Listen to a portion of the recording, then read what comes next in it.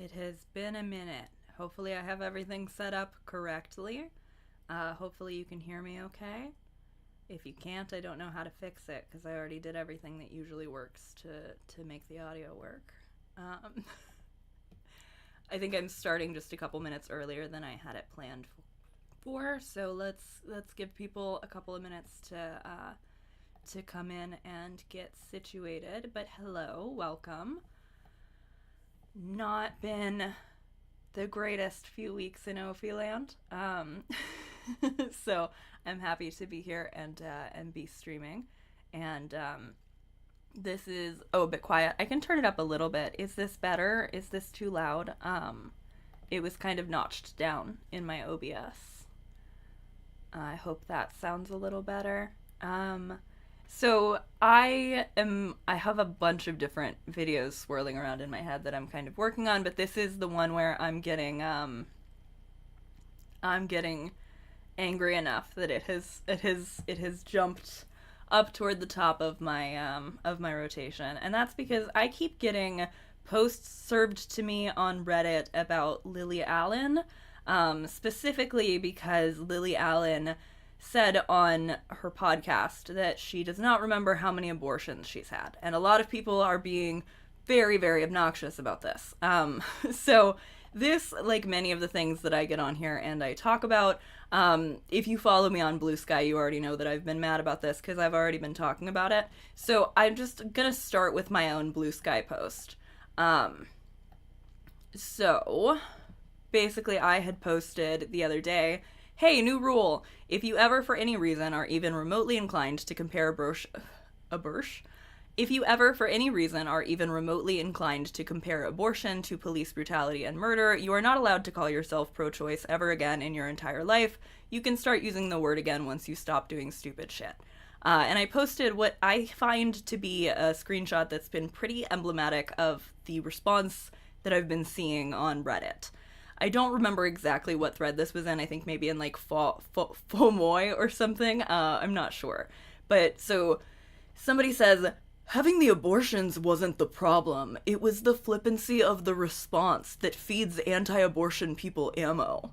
And then somebody else responds, absolutely. Just be normal about it and no one will have any issues. And then this is the one that really pissed me off.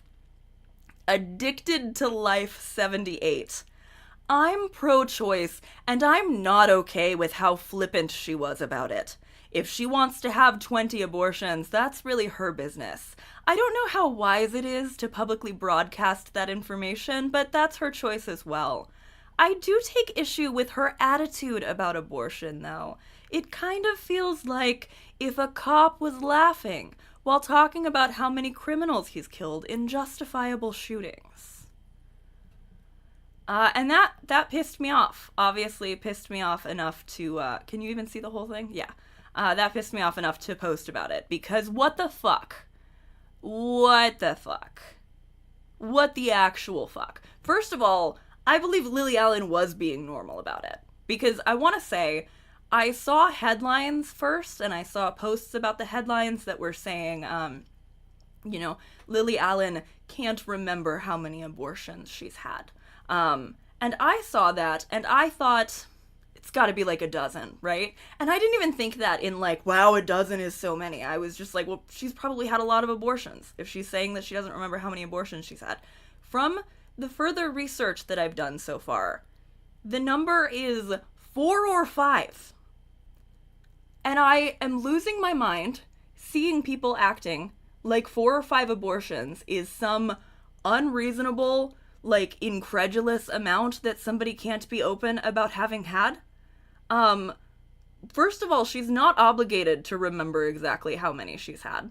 Second of all, if she didn't have, like, an emotional attachment to, like, I want to have a pregnancy and have a child, it makes sense that she wouldn't remember how many it is. But 4 or 5 seems so low to me. I feel like so many people have had 4 or 5 abortions and are seeing people saying, oh my god, it's so absurd that you would have 4 or 5 abortions, that's so many. Like, what the fuck? 4 or 5 abortions this is a 40-year-old woman. Like, that's not an abortion a year. It's not. It's not even an abortion every 2 years. What the fuck do we have a problem with here? Like, again, even if she had said, oh, I've had like a dozen abortions, I would have just been like, okay, whatever. But it's not even that many. 4 or 5 is not that many abortions. And people are speaking about it like it's so many. Weak sauce, my cat has 6 abortions just from 1 litter.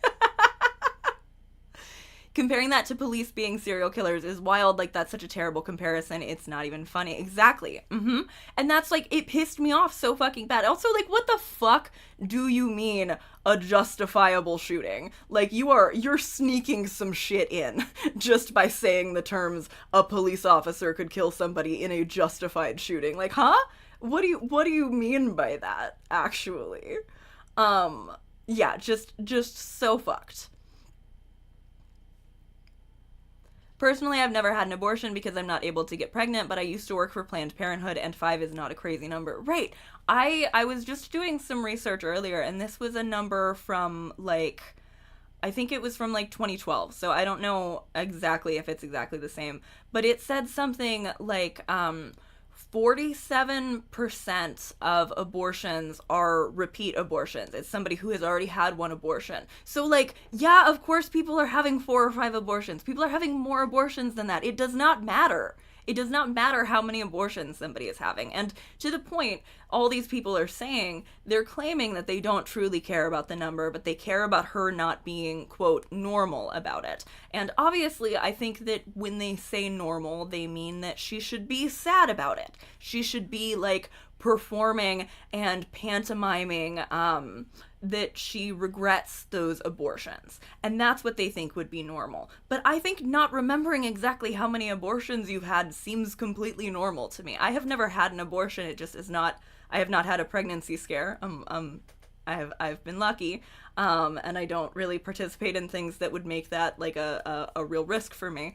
But like, it's just, it's not a lot. It's not a lot of abortions. Yeah, somebody said I wouldn't even raise an eyebrow if somebody told me they had 5 abortions. Exactly. I wouldn't either. I would be like, well, that seems like a reasonable amount especially even if somebody had only been sexually active for a very short amount of time and they told me they had 4 or 5 abortions, I would be like, yeah, okay, whatever. But especially over the course of decades, like, who cares? Pro-lifers love making terrible alarmist hyperbolic parallels that don't make logical sense. They sure do, yes. When a cop takes the life, the thing is that's an existing person with a life and a family and dreams having their existence snatched away. Speaking in terms of potential life is just writing fan fiction. Completely agree. Completely agree. There's a great older podcast called The Abortion Diary by Melissa Madera, and one excellent episode features a woman who had several abortions. The part that sticks with me from her story is she mentions having polled her man friends who had been involved in the acquisition of an average 6 abortions each. 4 is a very normal number, LOL. That is such a good point. That is such a good point. Yeah. Yeah, nobody gives a shit how many. It's like, if anything, if it even comes up at all, it's like, oh, maybe the guy should help pay for it. But nobody gives a shit how many abortions a man might have been involved in. That's a really good point. If I recall correctly, they were also, when she was like in her teens, she said something about getting an IUD in her early 20s. Yes, like, it's like there's such a long time span that this could have been across. And also, even if it wasn't, even if it was 4 or 5 abortions in a year, I don't even know if the math works out on that, but I don't care. I've said this before. I will go full screen for this, and I'm sure that I'll say it in the video about this as well. I don't care if there is a woman out there being abortions George and she's getting pregnant 9 times a year and going and then getting an abortion. I don't care. I don't give a shit. I want her to get every single abortion she wants. I will stand in solidarity with the person who is being like the most uncouth and disrespectful and like quote unquote trashy, however abnormally, quotes on this, because like literally any reaction to an abortion is normal, however quote unquote abnormally somebody wants to respond to having had an abortion, I will be in solidarity with them. I will say that that's fine. And I will not say dumb fuck shit like, oh, this is helping anti-abortion people. It's only helping them if you're saying that. You are helping anti-abortion people by saying this makes me agree with the anti-abortion people. Like, I'm heated about this. Again, like I said, I have other videos I've been working on, and then this one like jumped to the top of my list because I did not realize how fucking stupid people are about abortion. Jesus Christ. So that's what we're going to be talking about tonight. I wanted to watch the actual podcast episode clips as well, or like the actual podcast episode, because I believe it's less than half an hour, and I'm sure that most of the comments that were left on it were not left having actually watched it. Abortion's George's great phraseology, thank you. And the police brutality and murder comparison, I think, is so disrespectful because they're not comparing a fetus to real-life human beings. Because they are comparing a fetus to real-life human beings when they're not comparable at all. Exactly. Women's wrongs are human rights. Yeah, you should never say that. You should never align with their views if you claim to be pro-choice. Exactly. And that's, I think, going to be a lot of what I talk about in my in the video about it is we will see this all over the comments. I'm sorry, I'm so mad I'm already like getting stammery. But people are constantly saying, I'm pro-choice, but I'm pro-choice all the way, except I'm totally pro-choice, but and I think that it is it's also very much it's actually saying I would like to be able to access an abortion if I decided I wanted one, but like that's what it is. It's not I'm pro-choice, but it's I'm gonna say this so that I'm not a hypocrite because I am scared I might someday need an abortion, except I would still like to be super fucking judgmental. People want to say they're pro-choice, but then want to paint themselves as reasonably pro-choice, so they put down people who have reached an arbitrary number of abortions they find unacceptable. Yes, and I didn't realize so many people had like a number in their head for that. Literally, like I would say when I was thinking, oh, if it's a lot, if she's forgotten, maybe everybody's mad about like a dozen abortions. Even that, I was just like, well, whatever, that's fine. She talked about this in a podcast, and people wanted her to be vulnerable about her abortions on a podcast. Right, like, also, that's such a good point. She talked about it in a way that she was comfortable speaking about it publicly, and people are sad that, they're sad that she wasn't sad and crying about it. But, like, she was, again, I think this is, I haven't watched it yet, so maybe there's a 0.01% chance I might change my mind and not think this, but I feel like this is going to be a very normal way for people to talk about abortion. But check this out. We're gonna go to the top comments. Absolutely disgusting and shameful. Abortion was never meant to be used as birth control. I am pro-choice, but if this becomes the norm, I'm changing to pro-life. Grow up! Be responsible! I'm pro-choice, but I'm revolted by this. It's one thing to need one, it's another to do it this way, and brag about it, no less. Utterly vile. This one really pissed me off. 200 likes on this. This conversation is helping the anti-abortion movement in so many ways. Is this not the same exact shit we see about how you're hurting victims? You're hurting victims. This is hurting real women. Who is Lily Allen hurting by not performing sadness about an abortion she might not feel sadness about?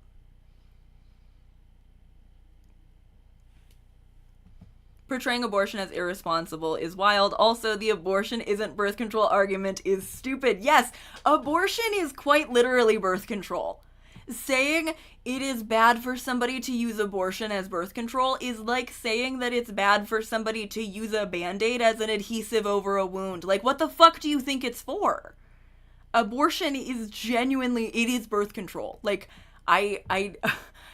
It's a thing that these people pass around because they think it means something. But you'll see this all over in the comment sections, on Reddit threads, everywhere. People will say, But if they use abortion as birth control, fuck you. Using abortion as birth control is the correct way to use abortion.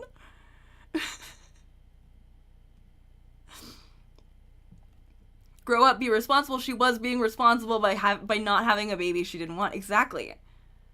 Exactly. For real, if this kind of thought process applied to other necessary medical intervention, then imagine how stupid it would sound. Oh, you had to get a cast put on? What a degenerate. Grow up. You need a sling on your arm? Be responsible. Abortion was never meant to be birth control. What is it meant to be? A hat? This helps the other side is such a fucking bad argument every time I see it. It's just a non-argument. Yes. Absolutely 100%. And I want to talk about that too. That's why I'm saying I have so many videos I want to talk about, because I also want to talk about like how many people are agreeing with people who are very pro-censorship, but they agree with it because it's being dressed up in a feminist way. You never have to give props to the Republicans. Like, you never have to say, actually, this crazy social justice warrior makes the rest of us look bad. We all agree about that. We all agree with the Republicans when it comes to thinking that this crazy social justice warrior is making us look bad. You don't have to do that. You never ever have to do that. It's, in fact, bad for you to do that because you are legitimizing your opponents. Are you stupid? Like, what's wrong with you? You're quite literally controlling birth. A similar sentiment that's just so sneaky is the, oh, well, some women can't get pregnant. How do you think they feel seeing you brag about abortion? It's such a nasty morality play. Exactly. Yes. I think it's fine for somebody to have sad feelings about their own abortion. And I think that it is not okay to prescribe that everybody else must feel that. And I don't think that somebody not pantomiming a grief that they don't feel about something is being insensitive to somebody. I'm supposed to be enraged about Lily Allen having abortions. Like, women are dying right now for lack of access to birth control. No thanks. Exactly. Thank you so much. Thank you, Lizzie. This is why this is pissing me off so fucking bad. To see these, like, headlines and to see people who are saying, well, I don't agree, but I agree in this case. Fuck you. Fuck you if you agree in any case. If you follow conservative logic in everything you do, then guess what? You're conservative now. Exactly. If someone's being a bit too social justice warrior for you, just don't say anything. It's not that hard. Exactly. Stop trying to impress the that's hard to say out loud. Stop trying to impress the oppressors. You're so embarrassing if you do that. People try to do it all the time. It's terrible.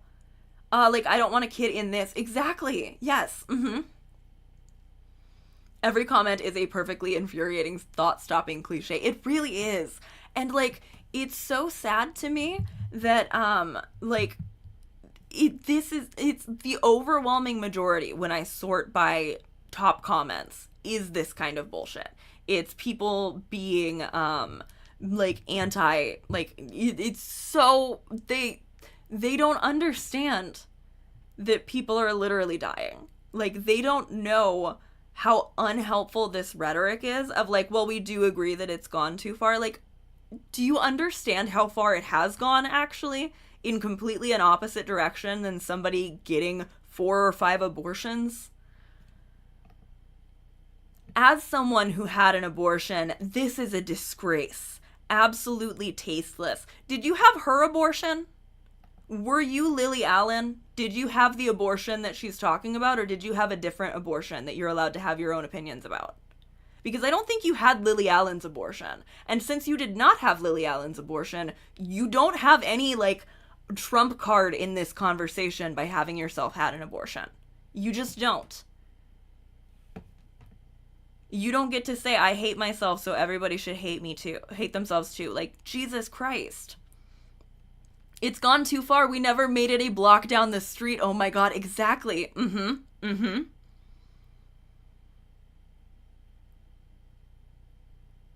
I'm pro-choice, but is so funny. Switch it to I'm not racist, but, and see how that goes down.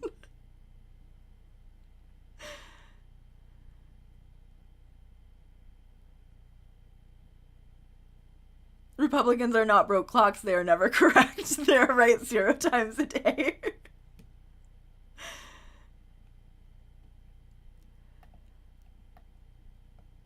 Okay. Oh, I'm opening the wrong stuff. Okay, hang on. Listening to them laugh about abortions is the most disgusting things I have seen for ages. Bro, are you keeping up with the ICE raids? Just wondering. Fuck you. Fuck you. The most disgusting things you've seen for ages? Somebody laughing about not remembering how many abortions she's had? You are not paying attention to anything. Spend 20 minutes on Blue Sky on my timeline, and you will see plenty of things far more disgusting than whatever is in this clip. And then they're saying typical pro-life propaganda, or I shouldn't say pro-life, they're saying typical anti-choice propaganda. They booked in for one but couldn't go through with it. If I had, my last son wouldn't be here, and he is a huge personality and popular person. I am pleased I didn't erase that. What stopped me was reading 70% of women regret abortion and 100% don't regret not going through with it.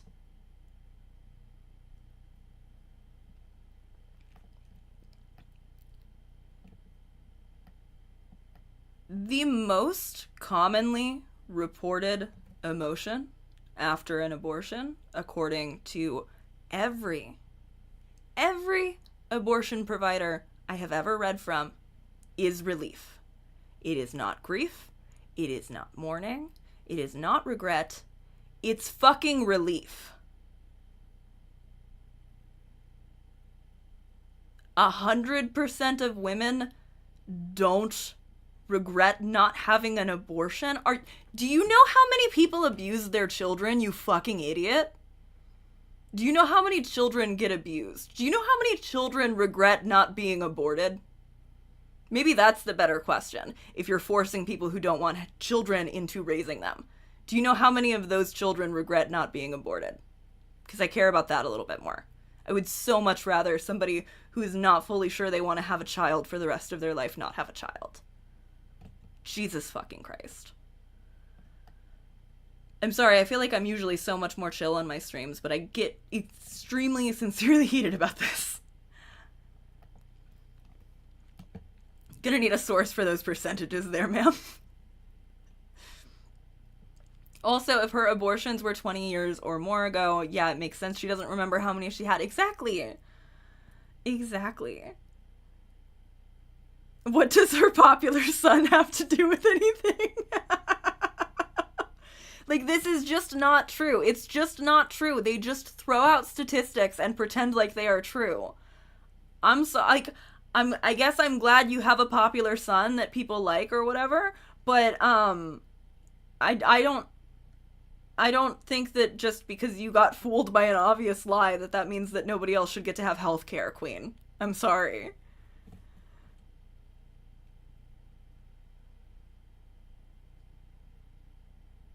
The argument about this child wouldn't be alive if I had had an abortion is like, yeah, and imagine if someone had pulled out. Exactly! Imagine if you had gotten your period a week earlier on your other kids. Like, what are we saying? Imagine if the world was made of pudding. Imagine if a mouse said this to a Kia Sorento. Like, what are we doing here?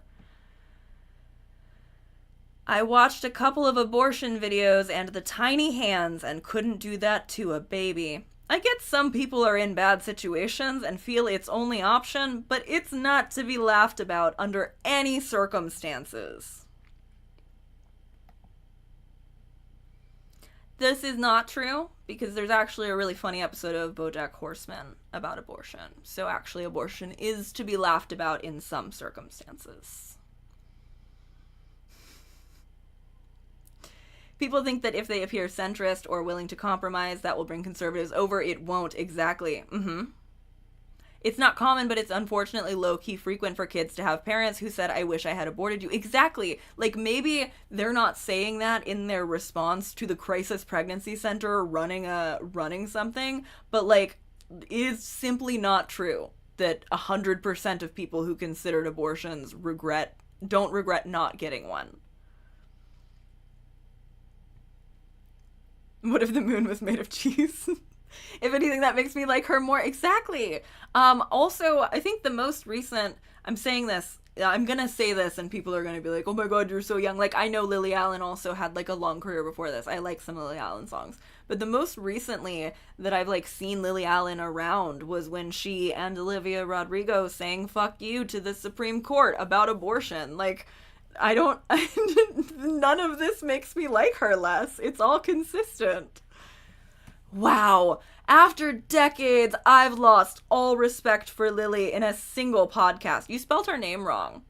Were you a fan of her for decades? You put two L's in there. Did I put two L's in my live stream title? I hope I didn't.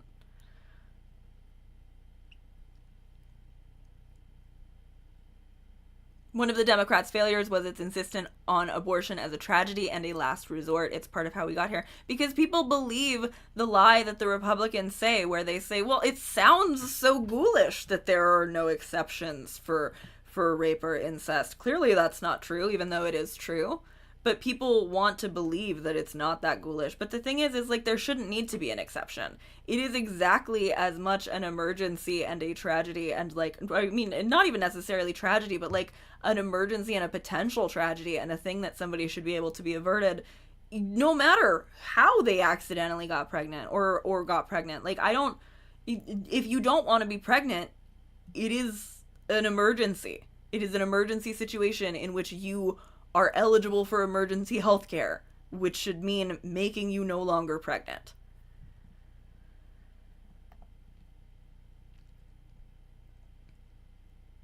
LMAO, babe, every egg in your belly could turn into a kid with a huge personality. You want to have every one of those.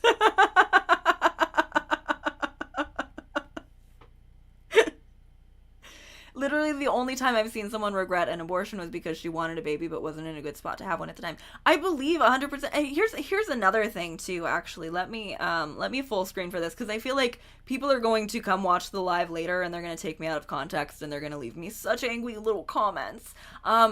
Somebody having an abortion and regretting that is completely understandable for several reasons, especially if they are somebody who knows that they later want to have children. But I also think that something that we need to be acknowledging in these conversations, and that I think we are doing here, is that maybe they wouldn't have so much regret and shame if they weren't fucking socialized to have to.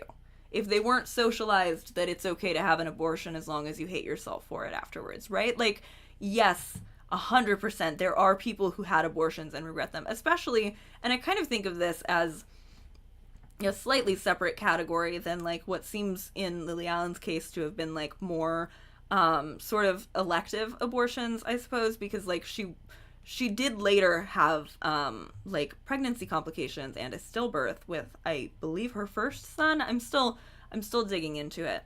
And this is the thing that people are angry about, is that they're angry that this woman who lost an actual child, like a fetus who was not just a fetus, but was like a fetus who was going to be her son. She lost that child. She was sad about that. She has spoken about her grief about that. She does not have that same grief for these potential fetuses because they weren't going to be her children. She didn't want them. That's why she doesn't remember how many there were. And people are angry that she's not like applying the same amount of love to these other children as she did to her stillborn child. And it's like, because that's a completely different relationship. It is your relationship with a potential child versus your relationship with like a growing mass in your stomach that you would like to have removed. And so like a lot of people who have had abortions do like, they are both relieved to have gotten the mass removed at that time, and also like they might have feelings about that, and that's completely okay as long as what they're saying isn't, and also everybody else, if they're not mirroring my feelings about it, are making a joke of me. But like I don't know, I just I've heard from a lot of people, there are people out there who can't get pregnant, so it's selfish of you to abort, which feels very much like a there's starving kids, eat your peas argument. Exactly. Yeah. Yeah, like, people also, like, people act like it's like, oh, you just kind of have to, like, put your life on pause for 9 months. Like, as if that isn't a huge amount of time. But also, like, people fucking die in childbirth, dude. Do you have any idea, especially women of color and black women in particular, die in childbirth like crazy? Because it is a major medical event, and it is one that, because of medicalized misogyny, is like very unsafe. It's unsafe both because like it's a major medical event that would naturally be risky, and also because there are doctors who are misogynistic and racist and who let women die. Like, to say that somebody should just like go ahead, say that somebody should just go ahead and have the baby and take on that risk and then just pass it off into the adoption system, which we are pretending for some reason that there are no issues with, which we are pretending that people do not grow up traumatized from being in. Like, what the fuck? Genuinely.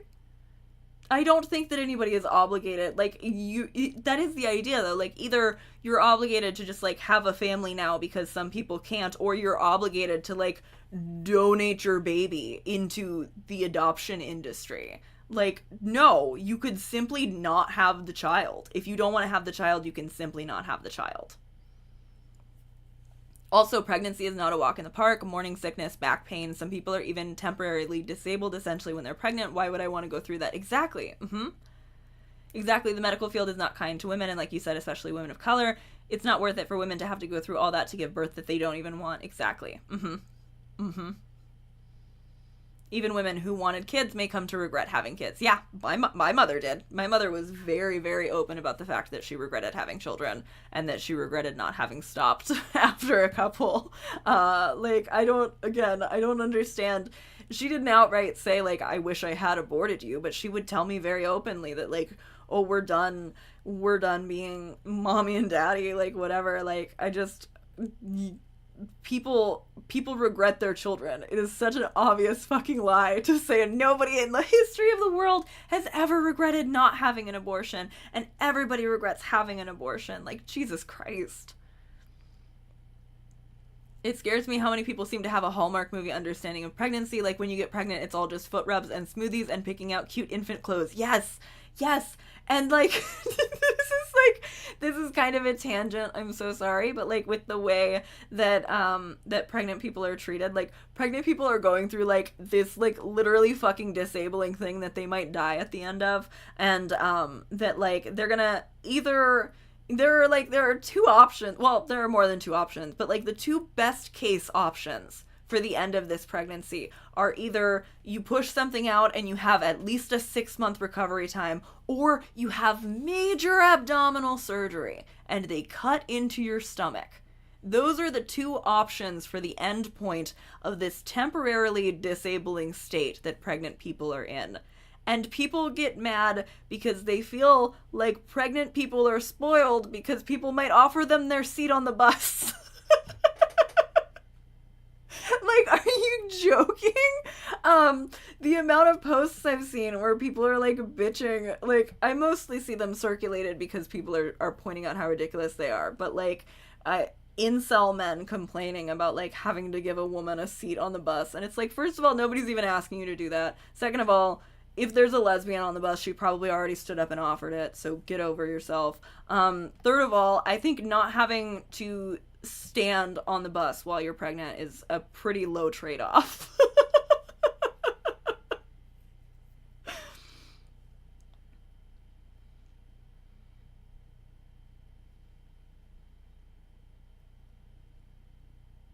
I watched Twilight Breaking Dawn one time and was like, oh hell no, I'm adopting. Also, childbirth is so expensive, tens of thousands of dollars, that the United States will absolutely not take care of for you. Yes. It is wild how expensive childbirth is. Like, what the fuck? I think abortions are awesome, and people should get as many as they want and or need because people deserve adequate medical care. Exactly. Like, it's truly, like, it's not more difficult than that, but people are making it more complicated than that for some reason. Also, that's part of the reason why so many people have childhood trauma. Being a good and responsible parent is one of the hardest things in the world. I know that I could not be a good and responsible parent. Everyone should offer their seat on the bus if they're comfortable doing that, and someone looks like they need to sit, elderly, pregnant, etc. Exactly. I'm a big bus stander because I feel satisfied with myself when I can balance without holding on to anything. If I've got a seat on the bus and I am well enough to be out on the bus anyway, I will usually stand up if it looks like somebody needs it. It's baffling to me when people complain about that, because it's like, you can simply just stay seated. Nobody's like walking up to you and asking you to get up.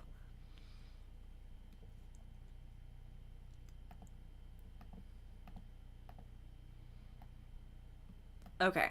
Yeah, so this is, and again, this isn't even on like a misogyny slop re-upload or anything. This is on the actual podcast episode. Like, it's just so conservative. I had an abortion when I was 18 and it still haunts me and I live with guilt every day. I certainly couldn't make light of it. Facepalm. That's sad. I'm so sorry that you feel guilt for your abortion. I'm genuinely, that sounds terrible. You do not get to assign that to somebody else. I find this conversation incredibly insensitive. I'm very much pro-choice, but I'm genuinely shocked by what was said.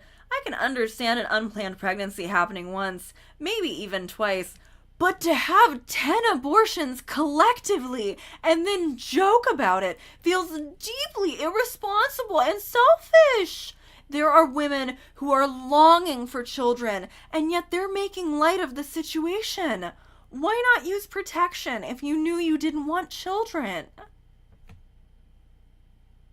Why does it matter that it's 10 between the two of them?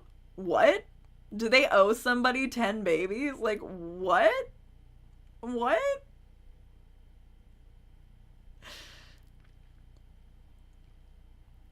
Standing on the bus is a flex, exactly. As soon as I opened my mind to the possibility that maybe abortion was okay, I started seeing how fallacious every anti-choice argument is. Exactly. The one that did it for me, I remember distinctly seeing on Tumblr somebody making the age-old argument of, like, if somebody plants a tree and then digs up the seed for the tree, they did not cut down a tree. They stopped a tree from growing. And then I was like, holy shit. Like, it's so funny that it's like, it just takes like one good argument and then it's like, oh damn. Nothing else compares to that for me. There it is, exactly what I said. These people love to use infertile people as weapons against anyone who's had an abortion. Makes me genuinely ill. Me too. Me too. What's worse is Lily having kids she doesn't want. Why mourning abortion but not wasted sperm from using protection? Like, it's just a few steps ahead in the same process. Exactly. And like, there are people who are trying to conceive where like they will get their period and be a little bit sad, but the way that they're sad isn't like, oh no, this is a potential baby, I'm a murderer, I killed somebody, I had to get pregnant and because I didn't, I'm not living up to my potential. The way that they're sad about getting their period when they're trying to conceive is like, oh damn, like, I'm not pregnant yet. Like, that's a very different thing. If it's not bad every time that there's like a fucking, like, it doesn't make sense. It doesn't make sense. These people want to be Catholic, but they don't have the balls to be Catholic because they don't want to have to say that they think that jerking off is bad. But by this same logic, jerking off is bad. Either you believe that or you think it's fine for people to get abortions. 10 abortions is too many. It reminds me that one of my great-great-grandmothers had like 10 children and then died in her 50s from exhaustion. Yeah. Yeah, that's the thing. Like, that's not an absurd amount of abortions because it wouldn't be an absurd amount of children to have if you were not allowed to use birth control or you didn't have it. Not to be that person, but in BoJack Horseman, Diane is sad not because she regrets the abortion, but because she feels old. She says it herself. Exactly. Do people trying for a baby get sad when someone else gets a period? Don't tell these guys about periods. How dare you eat eggs? I'm allergic to eggs. You're so insensitive. It's not for you. Exactly. I'm honestly confused about why being infertile would be traumatic enough to weaponize against people who needed an abortion. It's like, it's two different conversations. And unfortunately, like, there is a lot of overlap, actually, where the very infertile people who are being used as a cudgel against these women who have had abortions also need to get abortions sometimes.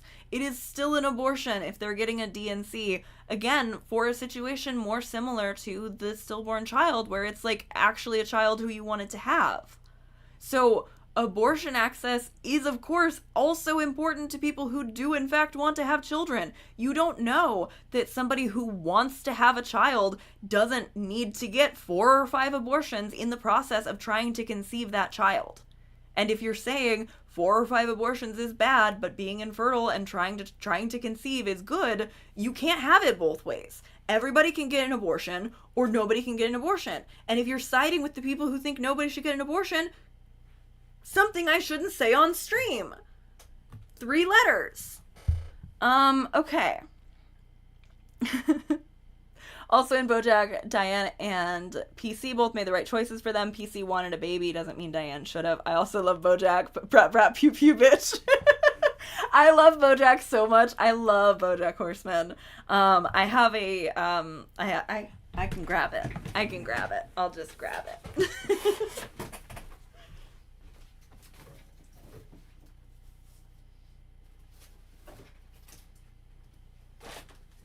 I have I had a ball at Diane's birthday, and underline ball, I don't know why this is so hard, shirt. I wear it very often. I don't film in it a lot because it's not like super flattering, but I love that shirt. It's very soft. I remember that happened in Sex and the City. Charlotte literally guilted Miranda into not having an abortion because she was struggling to get pregnant. I hate it. I hate it. It's so easy to flip it around. How dare you flaunt your infertility at me? I wish I was infertile. That's just really selfish, trying to control what other people do with their bodies. Agree. My mother miscarried when I was 5, and she needed to have an abortion to fully take the tissue out. If she didn't have access to that, she could have died of sepsis. Right. So many. They're like, and it's equally fine. It is equally fine if people are getting abortions because they are having like a spontaneous miscarriage and it needs to be removed, and it's fine if they're having a procedure abortion because that's the way that they need to get an abortion otherwise. Like, that's all completely fine. But so many people who are like, who would be included in the people that these people think that they're defending also might have had 4 or 5 abortions. The irony of calling women selfish for having abortions by using your own struggles or other women's struggles. That's really selfish and guilt-tripping. I agree. I need to go put food on my baby. A cat is sitting on my lap licking herself, so I can't move. It's illegal. I get trapped if JoJo is hanging out, even just too close to me, because she's not really a lap sitter. If she's close to me, I'll just freeze because I don't want her to leave. Surely this video should be taken down, BBC? Why on earth is it acceptable to be making light of abortion and treating it like it's a form of contraception? This is actually shocking. Who told these idiots that birth control is not contraception and that it's not, that abortion is not birth control and that it's not contraception? Like, what do they think it is? I mean, I guess the answer is they think it's murder, but like, is it not literally birth control? Laughing about having 5 abortions each, WTF, and treating contraception like a comedy sketch?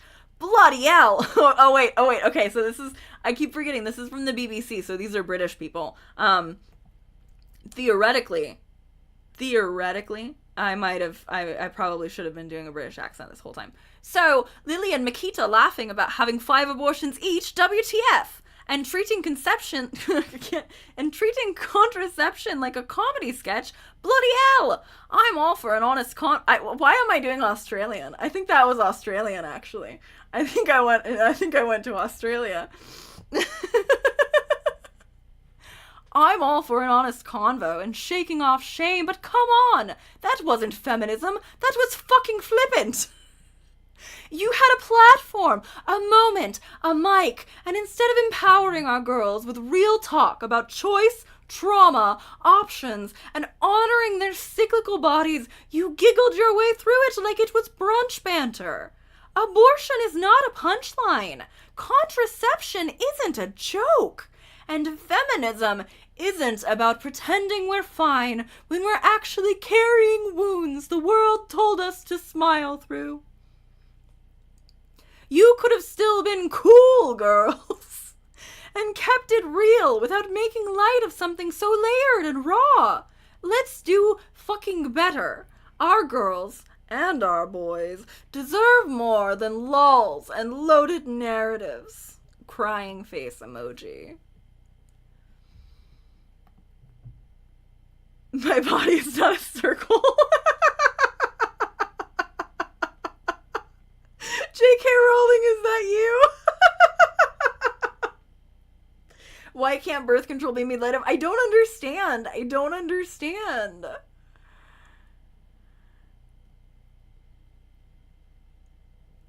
You're all for shaking off shame. Clearly you're not. What? Right. Our girls, fuck out of here. Honor the girls with trauma. They're not too far from becoming conservatives. This is so conservative. And the fact that they, there's no pushback from other feminists being like, hey, what the fuck? Horrible. I am 100% for a woman's right to abortion, but treating it like a joke is sick. There is a thing called contraception. Their comments are disgusting and make a mockery of people who have had no choice or who cannot get pregnant. What a sad pair. Thank you, BBC. I don't watch you anyway, but this single podcast being under your banner just cemented my lifetime ambition to avoid you at all costs. Absolutely disgusting. Okay, enjoy not watching Doctor Who. Some topics are best left to yourself, and such sensitive conversations should be had in private. It's hard to believe these two are in their 40s, maturity-wise. Disgusting being so casual about this subject. Of course women should have a choice over their bodies and not feel shame. But, equally, I don't feel abortion is something to muck around with and just make a joke of. We're still talking about creating the beginnings of a life and then ending it. So surely it should be a last resort. Are there a bunch of babies in the towel next to your bed, bro? Do you believe that or no? Because that also arguably could be the beginning of life. Disgusting lack of accountability. Hundreds of comments being removed daily. If you're allergic to peanuts, preventing yourself from peanuts is your responsibility. Same applies to pregnancy. So abstinence is your suggestion? 1000% yes. That is so unrealistic. Okay. Thank you, T-Bird. T-Bird, the first person being rational in this comment section so far.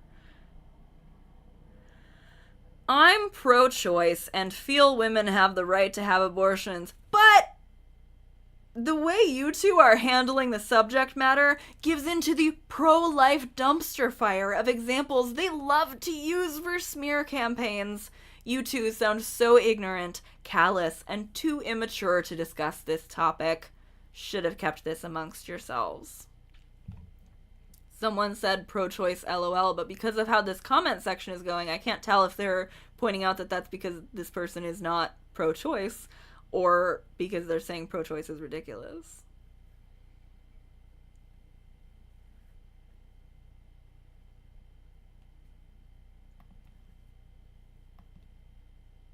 I think it is your responsibility to make sure you have appropriate contraception if you don't want to have a baby. That is what getting an abortion is, you dumb motherfucker. You stupid motherfucker. Also, I'm sorry, this is why I couldn't say in good faith that I think that it's problematic for Sabrina Carpenter to have called somebody stupid in man-child. I call people stupid. I call people stupid all the time. I'm sorry.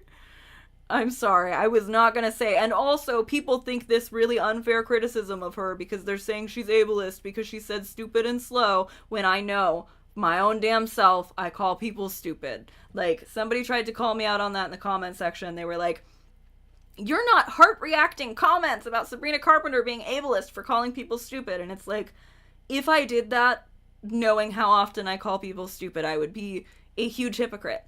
And I tend not to heart-react comments that are, like, still looking for ways to participate in a hate train on my videos about how hate trains are bad. But, you know. Anyway.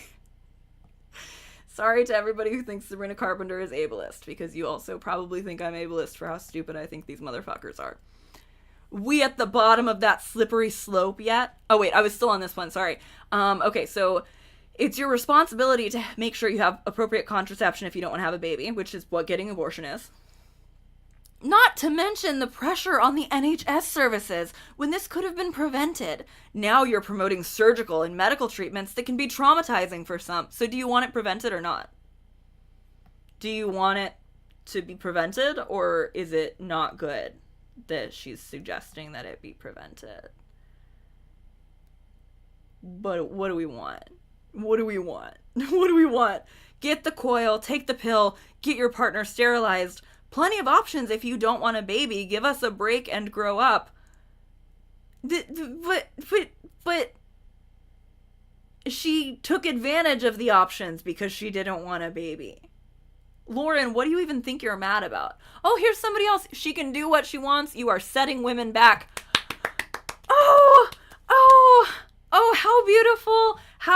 How beautiful and lovely to see somebody using setting women back appropriately. Because that is, in fact, setting women back. Oh, beautiful. That's the first time in weeks. That's the first time since the Sabrina Carpenter album cover I have seen somebody use setting women back appropriately.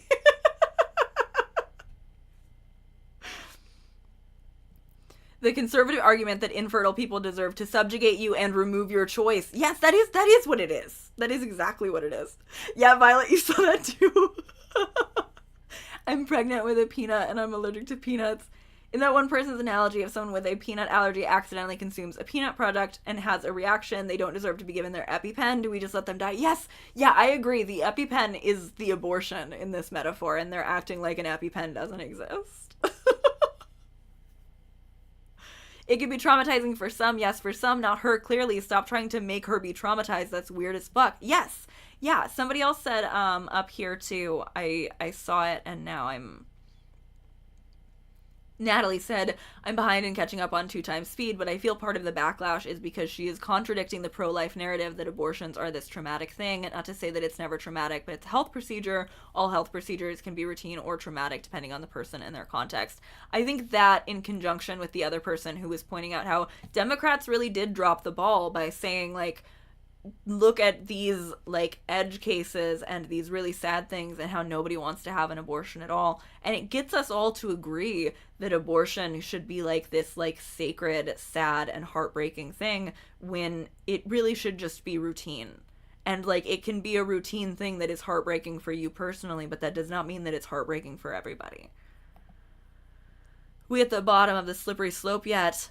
No way near it, thankfully. The Western society has so much lower to go. Sadly, it's not even close. I've been pro-choice for 18 years. I'm 36. I think I'm pro-life now. How many abortions have you paid for, Ryan? Would you pay for an abortion right now if you knocked somebody up? Just curious. Just wondering. Entire comment section sets women back. Also, let's not pretend we know whether or not Lily was traumatized at that time. Just because she laughed, she wasn't traumatized. That's a good point. Some people really want an allergic reaction. It's insensitive to them if you use your EpiPen. Nobody wants to need an abortion, which is so different from not wanting to have an abortion. Yes. Let's slide down the slippery slope ASAP, please. I want... Hang on. Let me, I'm going to look for it first. So I'm going to take off my screen for a second. I want to show you the way that I would like to slide down this slippery abortion slope. It'll be worth it. Hang on.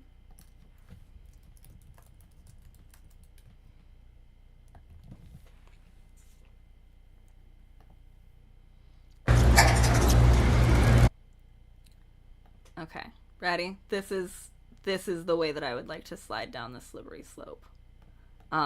This is a cop, by the way.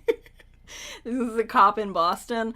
This is what is referred to as the cop slide incident.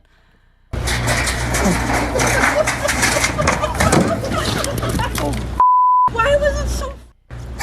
Why did he go down with the handcuffs and the gun? Like, oh my god. Why was it so good? It's so good.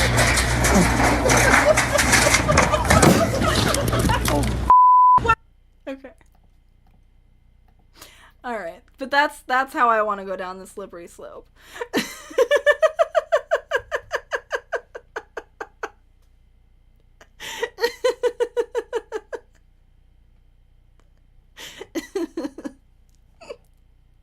I forgot about Slide Cop. I think about Slide Cop all the time. Oh my god, Kate, yes, take me to the cop slide. No, it's in Boston. It's in Boston. And a bunch of people tried to go and, like, recreate it, and they couldn't pick up as much speed as the cop did. Top 10 favorite videos of all time, me too.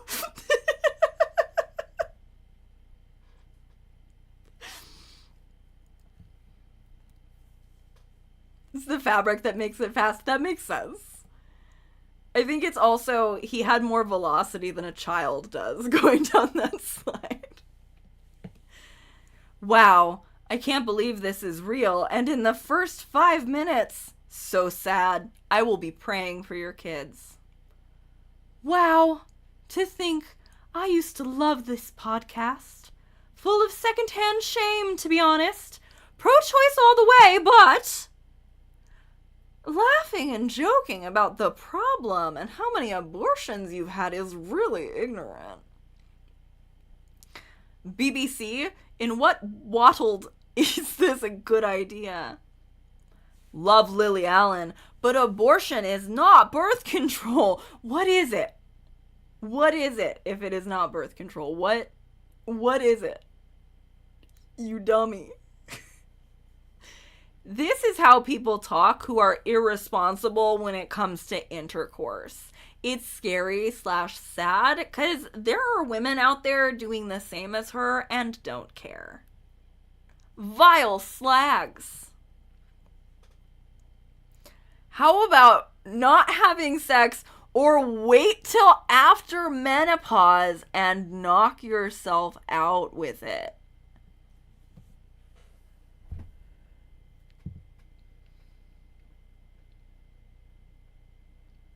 Are we fucking joking right now? Like, for sure, yeah, postmenopausal people have sex, but, like, that is not... You have to make accommodations for postmenopausal sex to be as enjoyable. Fuck you, dude. Saves having abortions. Seriously, I am 51, have 2 kids, and I have only met with 2 women in my life who had abortions. 1 abortion each, not multiple, and it was traumatic for them both. One had to travel from Ireland to the UK for it. And to think Lily had her picture taken with my son when he was 6. She was expecting at the time, and all she went through, I don't believe most of the rubbish they are saying, TBH. No fucking until after menopause is the funniest birth control method I've ever heard. I feel like I'm losing my mind.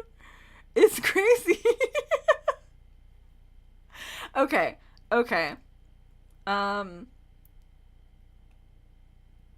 If you have been affected by any of the issues in this broadcast, please call the BBC helpline FFS. Yeah, these people are not pro-choice. They're not.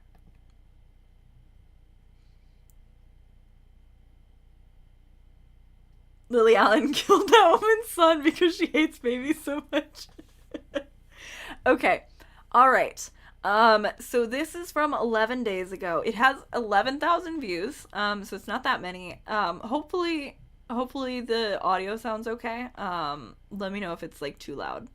4 o'clock in the morning and shoving a bit of haggis up there. No. Come to the Hummer. This episode of Miss Me contains some strong language, some adult themes, and discussions around abortions. And strong sexual references, don't forget about them. Oh yeah, there's strong sexual references too. Those. She's so pretty. I don't know this girl. Welcome She's to pretty too. Listen Bitch with me, Lily Allen, and Makita Oliver. This week we are talking about contraception. Contraception. All the different kinds. So many different kinds, aren't there? It's like a sweet shop. Isn't it just? Yeah. Condoms, not the most reliable. Which one? The pill, condoms. I'll tell you one that's less reliable than that I was shocked to my very core, because about 70% of my friends told me that that's their contraception. It will come up later. Pulling out. That's right, pull out and pray. Well, obviously that's not reliable. Let's begin with our education special. Contraception. Yeah, nothing objectionable so far. Rubbers at the ready. Yeah, you rehearsed that. We have to. I actually just came up with it, fuckface. We have to grow up and I've got Charlie XCX on my shoulder going, stop being mean to her. Stop being mean to Makita, exactly. Thank you, Charlie XCX. Is that a chip on your shoulder? No, it's Charlie XCX. And she's like your new spirit guide. No, that's my little brat. I think, come on, let's play the game. Let's teach some people some things about contraception. Yeah, let's have a question, please. Hi Lily, hi Makita, it's Lauren from Battersea. I'm trying to work out if this is going to come out as a question or not. It's basically, how old were you when you first went on to what I would describe as like a female-led contraception, so not condoms, but whether you be on the mini pill, IUD, that sort of stuff? Because looking back, I think I went onto the mini pill when I was about 14, 15, and somehow we women navigate our hormones, our emotions, being a woman anyway, and also being on contraception at such a young age, and yet we're always described as being the mad ones, or women are always mental, and it's like we've been pumping ourselves full of hormones the majority of our lives. Just intrigued on when you guys first went on to something more long term. Anyway, love the show, love you both, bye. Well, it's always on us, I feel, isn't it? Even if it is condoms, which I suppose are male-led contraception. It's always our problem. Let's be fucking honest. Absolutely. That's a good point. Nobody is asking in this comment section why the men that Lily Allen was sleeping with weren't rapping it. Like, nobody brought that up. We read comments for so long, and nobody brought that up. It is always the woman's responsibility, no matter what, or the person who can get pregnant, or however you would say it. She's right. It falls on us. Why didn't they use contraception if they didn't want to be pregnant? And they literally open up the podcast with different types of contraceptions and note that they all aren't all reliable. Yeah, they are starting strong. Like, this. I knew that it wasn't going to be enough to make me angry, but like, I think this is going to be actually enjoyable. I can fix this a little bit. Let's make it a little bigger. There we go. But yeah, I think this is fine. I didn't know Lily Allen had a podcast. This seems like a fun listen. You deal with this. I love when you've just slept with a man and then they go, are you on anything? It's like, well, let's hope so, yeah? Let's hope so. I can't remember. I just remember I have an IUD now. I think I'm on my 3rd, maybe 4th. And I just remember before that was a complete disaster area. Like, I was just, I'd get pregnant all the time. All the time. Were you fertile like me in those days? Oh, yeah. Because, I said today to someone, I was like, I actually don't know if Lily's had an abortion. I didn't know. Okay, God. See, why didn't we talk about that? Abortions. I've had a few. Right. But then again, I can't remember exactly how many. What, really? Yeah. Why didn't this come up in last week's episode? We were just talking about abortions. Because I was just letting you run with it. Reveal everything. I can't remember, yeah. I think maybe like, I want to say 5, 4 or 5. Yeah, I've had about 5 too. Lily, I'm so happy I can say that, and you can say it, and no one came to shoot us down. No judgment. No judgment. We've had about the same amount of abortions. So I remember once getting pregnant and the... So there was a comment that I scrolled past that said, yes, there is judgment, and I thought maybe they said in the video that people have judgment about it. But they are arguing. They're arguing, yes, there is judgment. This is fine. Like, I don't understand what anybody's mad about. Genuinely don't understand. This is a pleasant interaction. And again, I feel like this is a very normal way to be about having had abortions. People are acting like this was something so much more sinister. I'm starting to think many of those commenters read an article on Twitter or Facebook and didn't really listen to the episode. Maybe. It might be many such cases, I fear. Currently fishing my uterus out of the medical waste landfill so that I can unhysterectomy myself to get a couple abortions out of spite. Gonna go through a series of complicated and expensive fertility treatments just so I can have a bunch of abortions. You can become abortions, George. So sad they were happy about not being judged, and then this is how the comments are. I can't imagine what that would feel like, because it does feel like there's an excitement here and a level of trust in her audience that I don't know. I'd be interested to know how many views this got also relative to her other podcast episodes.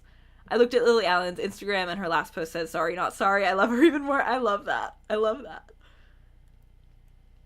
People are upset she wasn't bawling uncontrollably. I really think that's what it is. I think that they're mad that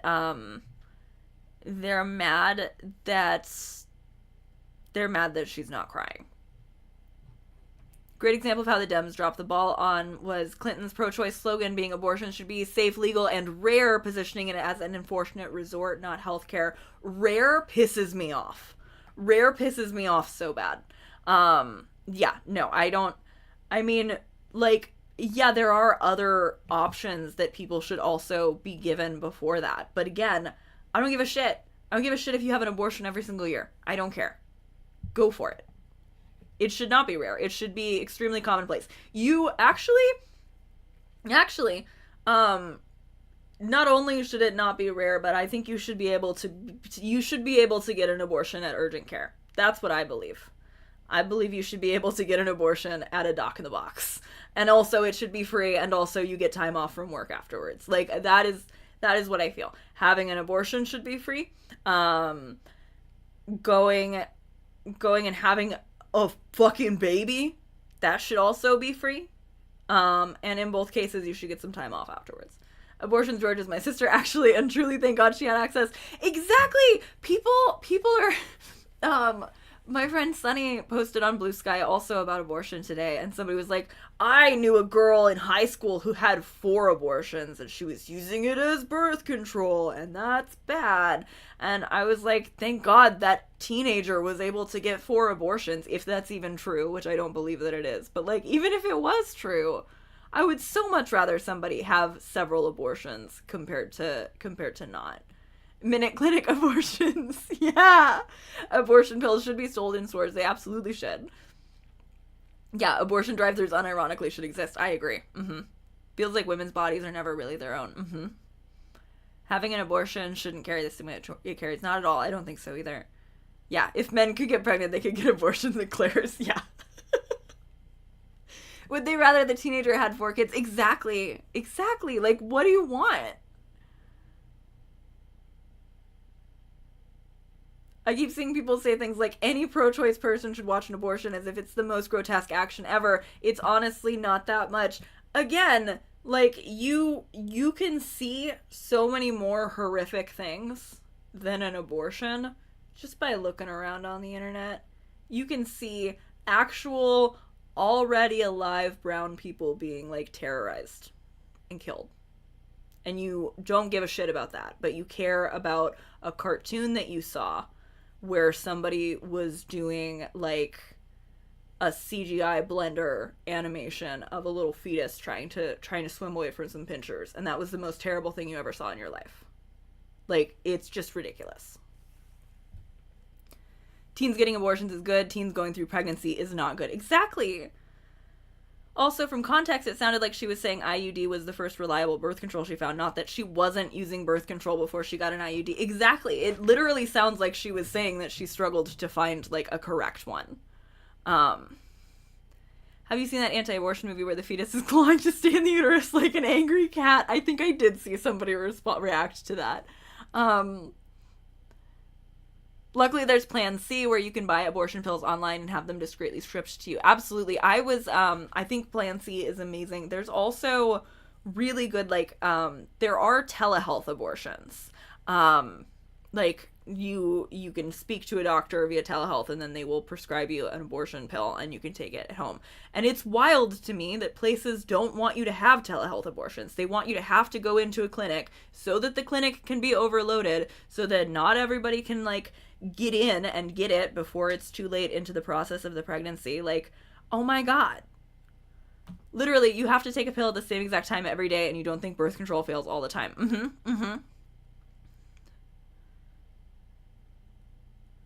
Also, what pro-choice person wouldn't go sit with someone who needed support during their abortion? Go watch an abortion is a dumb argument. We all would. That is such a good fucking point, Kate. That's such a good point. I literally would. I would sit there with somebody while they got an abortion. Yeah, I have watched them while supporting a friend. I'm not going to pretend it was a walk in the park, but it was like really heavy period. We got snack, watched chick flicks, and got hot water bottles. And also, like, if you see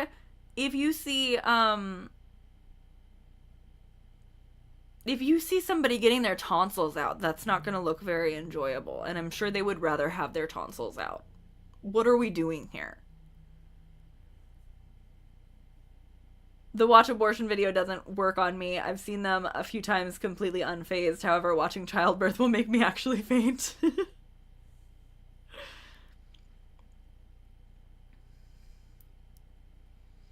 Also, look up Del-Ems. It's a device you can build with stuff from an aquarium store. It's used for menstrual extractions, which is a fancy way of saying sucking shit out of there.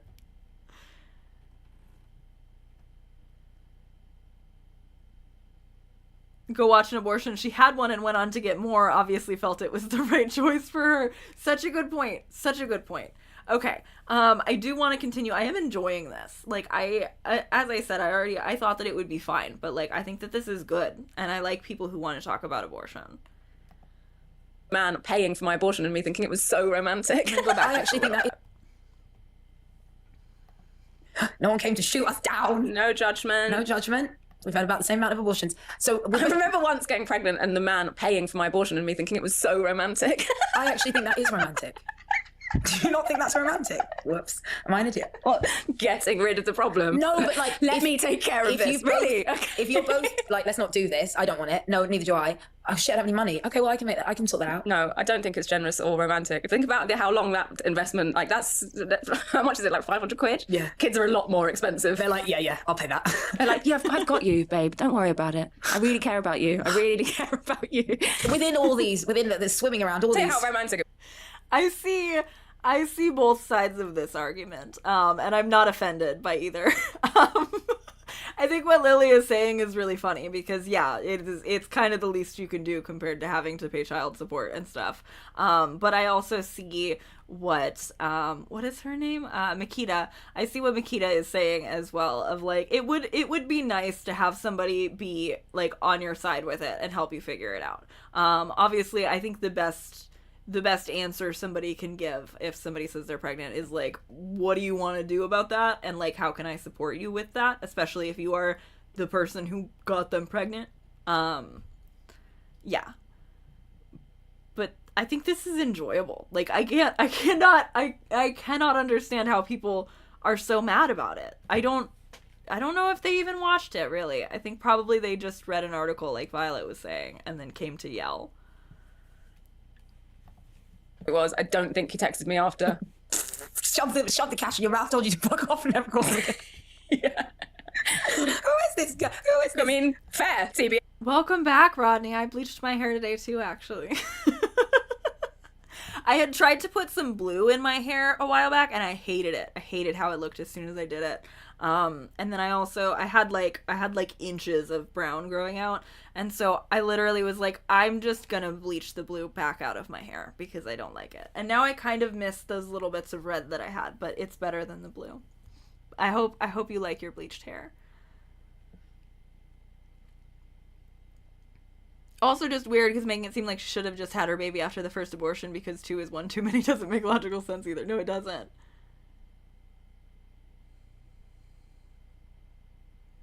Pro-life people have been sneaky here in Canada. It's legal and covered by the government, but they've made it difficult to access if you need more than Plan C. This is the thing. It's like, it it's such an easy battle for the conservatives to garner wins in, because they can convince idiots who are anti-choice, who think that they're some kind of liberal, to say, oh, I am pro-choice, but I can be pro-choice while wanting it to be really super fucking hard. And that's just not the case. It's just not pro-choice. If you don't agree with me, like, this sounds so absurd, but like, if you don't agree with me that we should have drive-through abortion centers, you are not pro-choice. You are simply maybe not as punitive towards people who might need abortions than other anti-choice people are. That's what you are. Yeah, I was a fucking crazy bitch, still am. Right, got it. Yeah, when did I first get, I mean, I was very excited. I felt like I was like a woman, and we went down to, St. Charles Square Sexual Health Clinic, just off Laverick Grove, and we bumped into everyone from school, like, hi, it's my time as well. I think as a young woman starting your contraceptive journey, I was quite excited. It meant that I was like... Wait, the polycule all chipping in for the abortion because no one knows who the other parent is really funny. Pregnancy is wild because my mother-in-law, who had extreme mental health and PMDD, literally felt the best she ever had in her life while pregnant for every one of her 6 pregnancies. I never want to get pregnant, but imagine realizing that that's what fixes you, and then it's 9 months and then you have to give birth. That's so many kids to have to try to keep that up. Not that that's like why, but like, I'm just saying, I'm just thinking. I've known a lot of fundamentalist women who feel very happy and at peace and whatever when they're pregnant. Like, I know the way I speak about pregnancy is often about how terrifying it would be, but I do know that some people really like it. I hate pushing people away from left-wing politics by telling them they're not good enough and pure enough, but if you want there to be any restrictions on abortion, you're fucking stupid. That's really...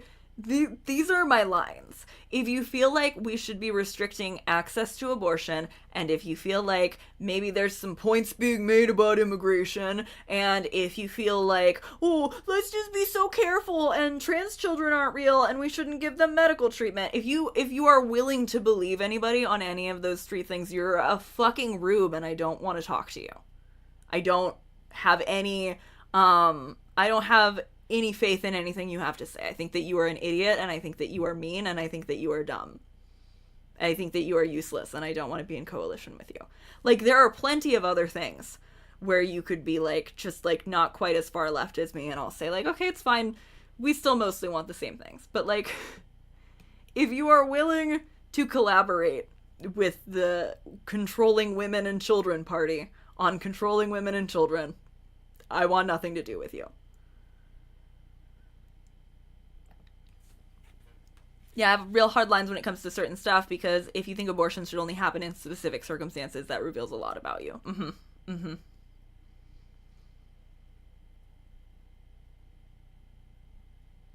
We can't let them restrict bodily autonomy for any reason, and we just keep ceding ground on this because we're all fucking stupid. Because we want to not look like a crazy social justice warrior who thinks 5 abortions is fine. So we will just let them keep moving the Overton window. I think somebody else also pointed this out as well. But somebody said, like, oh God, I had it in my head. Fuck, I think I lost it. Somebody had made a really good point in chat, and then I lost it. I had been about to mention it.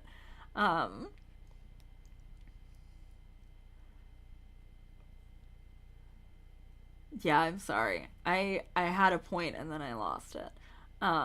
Abortion shouldn't really be seen as conditional because any exceptions would be reasons not to ban it at all. I don't... Do you think that it's going to be easy for you to prove that you have a really good reason to need an abortion, or do you think that they're going to make you wait until you're past the, like, week and a half or whatever they give you after you missed your period, and then they're going to say, oh, I'm sorry, it's a heartbeat ban, you're already pregnant, it's already a beautiful little creature soul? Like, do you think that these people who voted a rapist to be the president are going to believe you that you have a good enough excuse to need an abortion after you got sexually assaulted? Or do you think maybe they're going to come up with some reasons not to let you have that abortion? Do you think? Purely optics obsessed purely optics obsessed progressive politics is just such an eye roll. Like, I genuinely don't care how many abortions a person has or how many people want to come into this country the wrong way. Agree. I don't give a shit. I don't give a shit.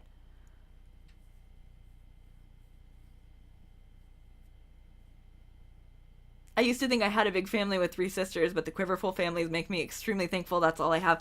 I grew up in a church with some quiverful families, and there would be like 8 or 9, 10 or 11 kids in some of these families. And it was funny because in pretty much any context other than at church, my family would be told, like in like a Walmart parking lot or something, they would be like, wow, you have your hands full, to my parents for having 4 children. And it was not a lot in the church that we went to, but it's a lot anywhere else, I feel like.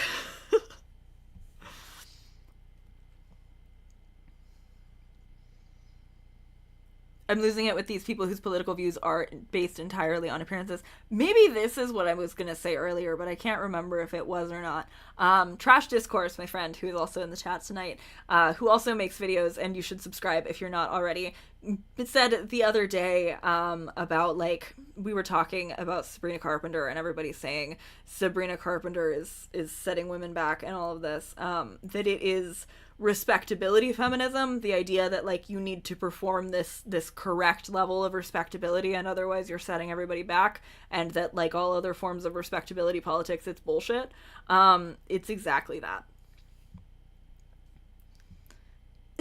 Honestly, I try to push religious extremists towards God will punish them when they die, so you don't have to restrict it now. The baby goes right to heaven, bro.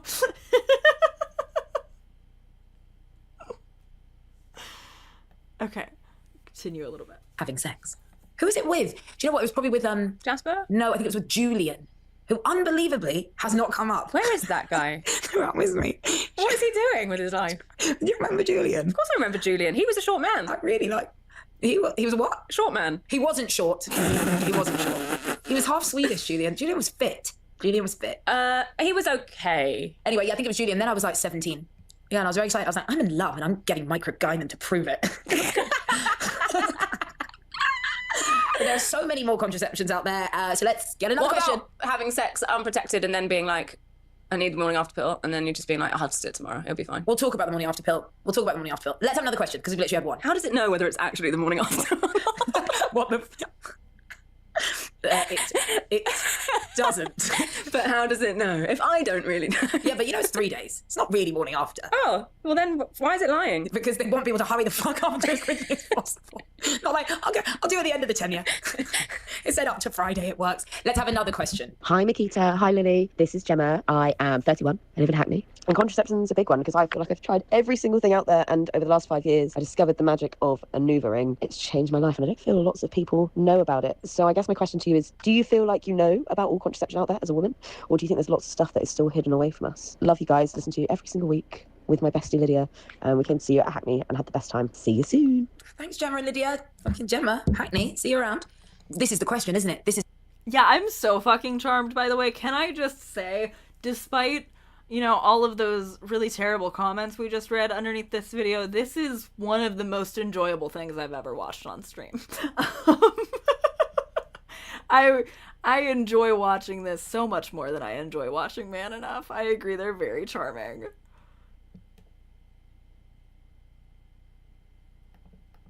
Is the question, are there loads that we don't know about? And are there new ones that me and Lily don't know about because we're older? Is that the one that you chuck in and it's like an innie condom? Does that even exist? Is it like long term? Like, is it something that's implanted in you and then, like, see, there's stuff out there that's like modern. Oh, there is a pill that you put in your arm. What do they call that? It's an implant. That's the implant. I got the implant because, can't remember who, Ruby maybe, got it and lost like 2 stone when we were like 19. And I was like, oh my God. But I put on weight and I was livid. Yeah, I can imagine. I was like, so now I'm like kind of crazy. It made me kind of crazy and kind of fat. Yeah. I can't tell if the podcast is called Miss Me, because that's what it says on the corner, or if it's called Listen Bitch, because I think they said it's called Listen Bitch. Maybe it's called Listen Bitch Miss Me. I'm not sure.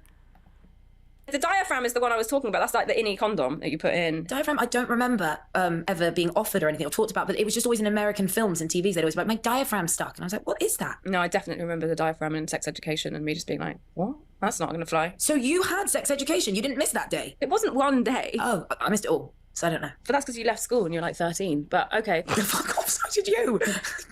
We're bonded in that. But there must have been a whole few months where the sex education people came in and I wasn't at school. So tell me about what that looked like. I just remember like being told to put a condom on a banana, and I was just like, why aren't you telling the boys how to do this? They're the ones that have dicks. Stop. They didn't ask the boys to do it. I don't think so. Wow.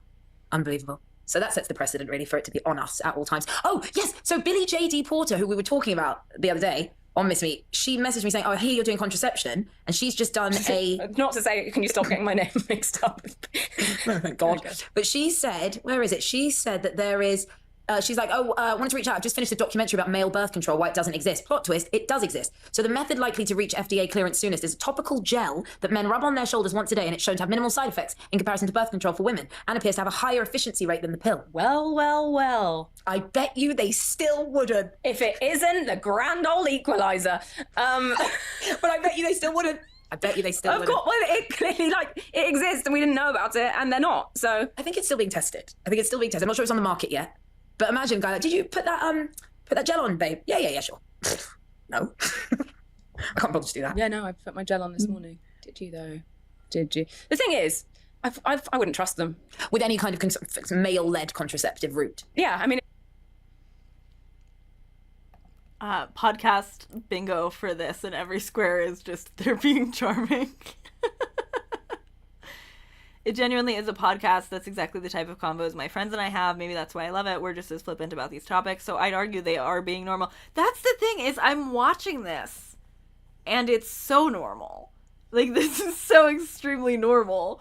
They're being charming because women are charming, and it's fun to listen to women talk to each other, and they seem to like each other. I don't understand what anybody's issue with this is. If it was, like, down to them, like, men are trash. I wonder why it's never come up that the man should be in charge of this. Excuse the pun. And put it on them. Yeah, okay, men are trash. Let's have another question. Hi Lily and Makita, I'm Charlotte. I live in Newcastle, but I'm originally from Wakefield, which is near Leeds. I'm a huge Lily Allen fan, and of this podcast, it gets me through all sorts of activities during the day, but especially so through a run, as I've started training for a half marathon. Anyway, contraception. I absolutely hate all forms of contraception. I find none of them work for me, and I suffer from all sorts of side effects, especially mentally. My question is, are you the same as me, or are you the type of people who one form just works for you and you've just done that all your life? Personally, I think we should just have a male contraception already, as women already have to suffer through enough. But yeah, anyway, thank you, bye. Oh, she agrees with us. That's good. I think I've, like, been so disassociated from my body, like, when I've been on... It probably was the pill that sent me completely batshit crazy, but it just never occurred to me that that's what it was. You know? Like, I think I've mentioned it before, like, every month I get cramps and I'm like, oh, God, my tummy really hurts. It's like, yeah... It's a period. I was actually quite good this month. I was fucking Same, actually, though. I'm always like, why do I feel like I'm dying and, like, the world is ending and, like, my whole body is in pain? Why is my stomach doing something weird it's never done before? And then I'm like, oh, right. Just like every month. And I was like, I'm premenstrual. And I didn't even go down I was like, I'm premenstrual. The rabbit hole. It's fine. I'm just dangerous for 2 days. Stay the fuck away from me. Literally. The core... This is just how women talk about abortion when men aren't around. Exactly. I'm really interested if they talk about abortion more later, because it seems like it's maybe just the beginning. I still want to watch the whole thing, but I think that one bit was it. Like, I don't, this is not a whole episode about, like, laughing and giggling about how many abortions they had. Like, everybody is responding to something that didn't happen. I feel the same way I do about the Sabrina Carpenter album cover, where I'm like, are we looking at something else? Am I in a Mandela effect universe right now? I don't understand.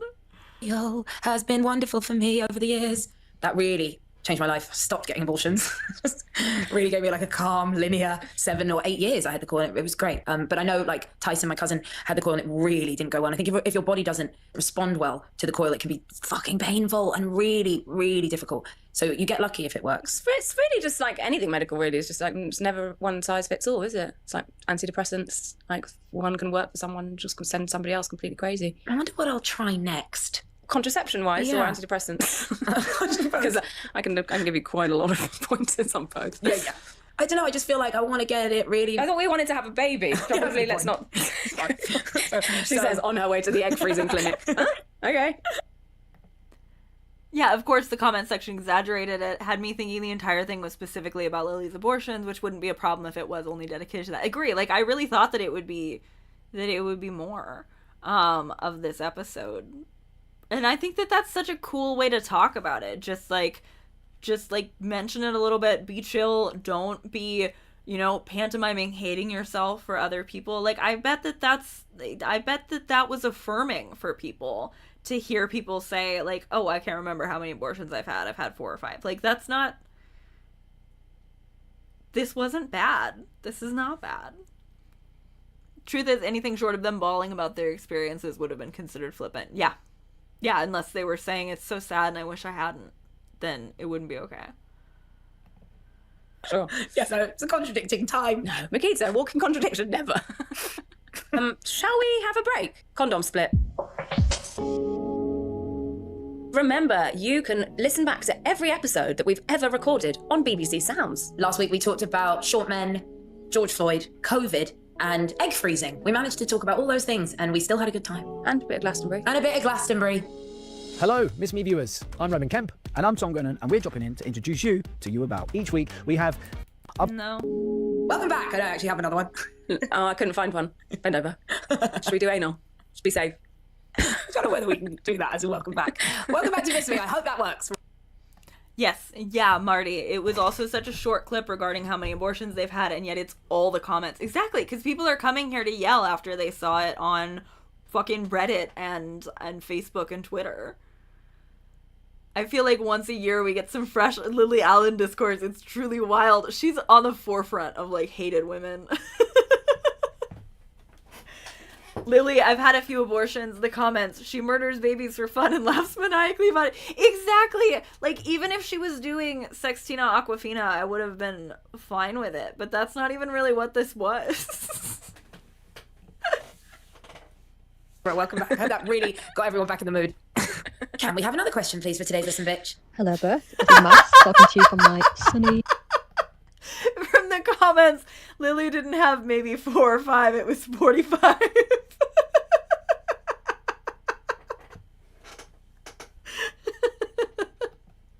Tiny little garden in Leighton. Contraception. I'm now in my 30s with a long-term partner and obviously have a bit more of a structure to our contraceptive needs.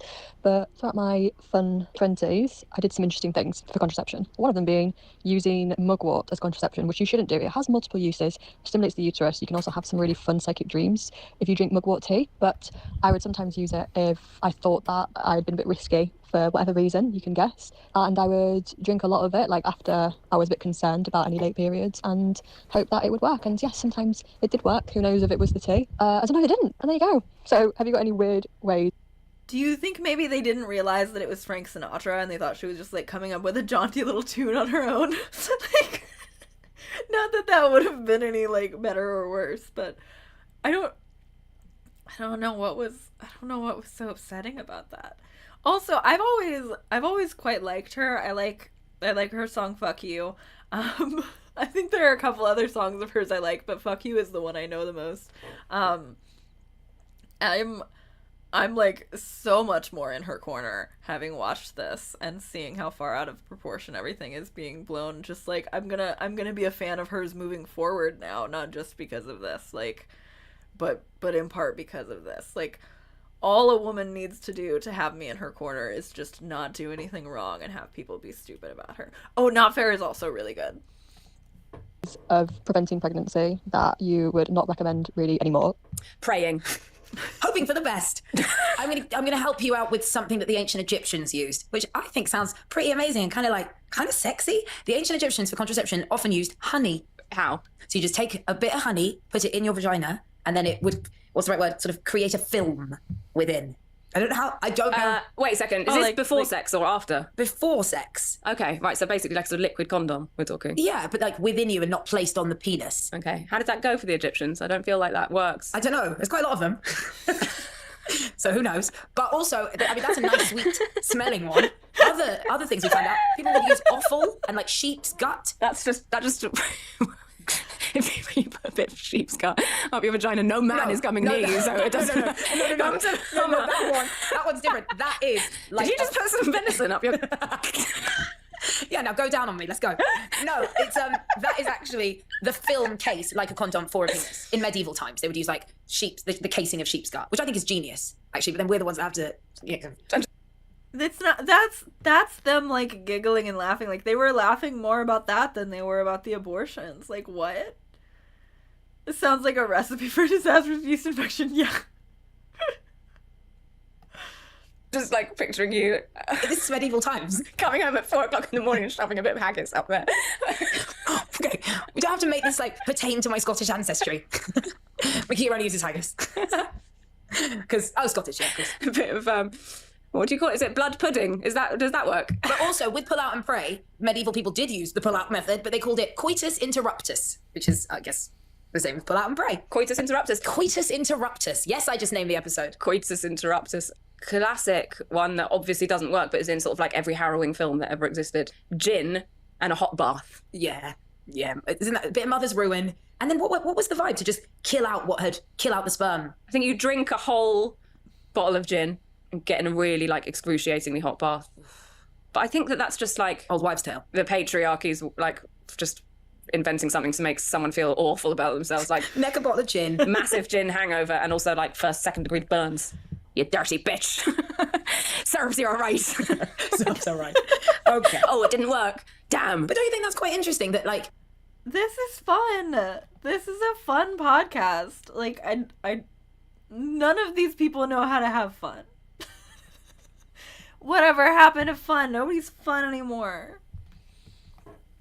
Not even interesting. Like, it's obvious. Like, sex is a very old act, and that people had to think about this. It's going on forever. That's another question for this week's Listen Bitch. Contraception is the theme of the day. Hey Lily and Makita, my name's Alice. I'm from Buckinghamshire. I work in West London. I heard that you were doing a research thing this week on contraception, and I just had to get in touch because I'm really interested to have a deep dive into this topic. I think as women, we are really not educated as well as we should be on what the different options are, on the different consequences that can have on your body, good and bad. Lily, I know that you've mentioned before being on the coil. I have the Mirena coil, and I only got it when I was in my late 20s, having suffered horrible periods for most of my life and just never questioning it. It's made my life so much easier, made my periods so much more manageable, and I'm really disappointed that nobody told me about it sooner. So I'm really interested to hear who you think should be educating our young generation, particularly girls, on this topic. Should it be the parents? Should it be the school? Where are we failing, do you think? Looking forward to hearing what you think about that. Thanks. Well, that's why we're here. For all the failings in other infrastructures, we've decided to come in and educate the country about contraception, because I do agree, I don't think people talk about it enough. Or it's still a bit hush. A little bit taboo. But you said it was great in school. They took you through everything. And yeah, I just remember being like in a science lab and the bananas coming out. I don't know that like asking any one particular or group to bear the responsibility is correct. I feel like it's our responsibility as humans to normalize the conversation, full stop. So it's everyone's responsibility. Yeah, I agree.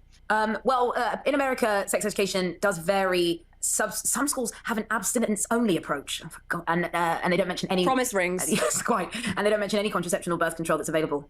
Wow, that's just terrible. And in true US survey... It's kind of funny to hear that summarized from somebody who's like not American, because like I also would bring that up, and hearing that from distance is like, yeah, we're fucked up. Like we want our teenagers to get pregnant and then to not be able to have an abortion because we want to raise the domestic supply of infants or whatever the fuck. Like it's fucked. It's fucked. If you truly wanted abortion to be rare, you would want everybody to know about the other forms of contraception, but they don't. And they're mad. Like, in this, they talk... What about this episode where they're talking about all these different forms of contraception is leading the commenters to believe that they thought that birth control was the only contraceptive option? Fashion, it is actually determined by the state, not the school, if they are going to educate the children about contraception, the young people of their country. But in the UK, sex education is mandatory. I'm just sad I missed it. Please let us know if it's any good. Hope it is. Doesn't feel like it is. It doesn't feel like it's any good, but who knows? Can we have another question, please? Hello, ladies. Emma from sunny West Sussex. Just been to the beach. It was lovely. Contraception. How do you feel about contraception now that you are in your 40s? Genuinely curious, Americans in chat, did you have sex ed in school, and was it a public or a private school? Kate says. I was homeschooled. There was not sex education going on there, but there was a very mentally ill mother who told me a lot about her sex life. So, like, did I have sex education? You know. My mom is a nurse, so I always knew quite a bit about sex ed. I just assumed everyone else knew.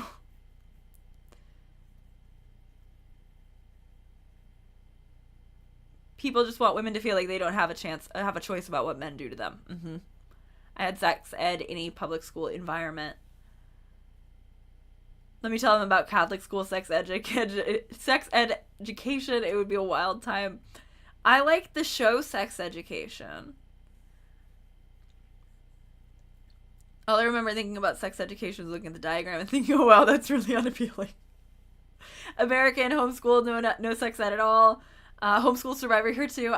I feel like we always end up with a few former homeschoolers in the live chats. Catholic school sex ed was one afternoon a year in 5th and 6th grade. I'm sure we did not talk about contraceptives. In the youth group that I went to, we would have, like, specific things just about, like, virginity and purity culture, but it obviously wasn't, like, and also here's how to not get pregnant. I had some level of sex ed in middle school in New Jersey, but nothing after that in Texas. I gleaned enough to know the basic mechanics through biology and human growth and development classes, though. No sex ed in my school. I had Google tell me everything. I feel like a lot of people learned on Archive of Our Own. I completely missed out on sex ed because I switched schools at a weird time. I fully had to educate myself via the internet. Wound up being better educated on the topic than folks who got it in school. I bet, yeah. I knew what virginity was before I knew what sex was. That's so weird, but I feel like that is how most people, like, came to that.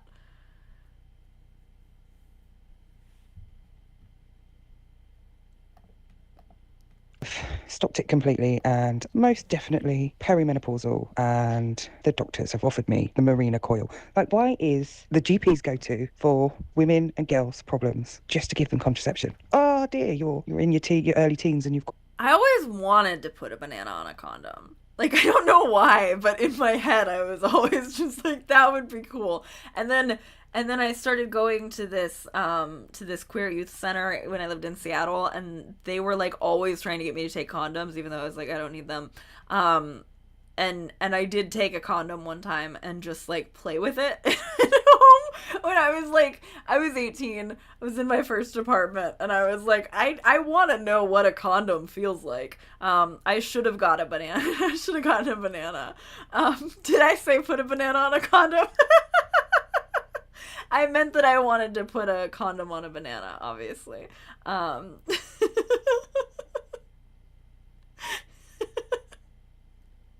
have like put one on my fist just to see how big they stretch. I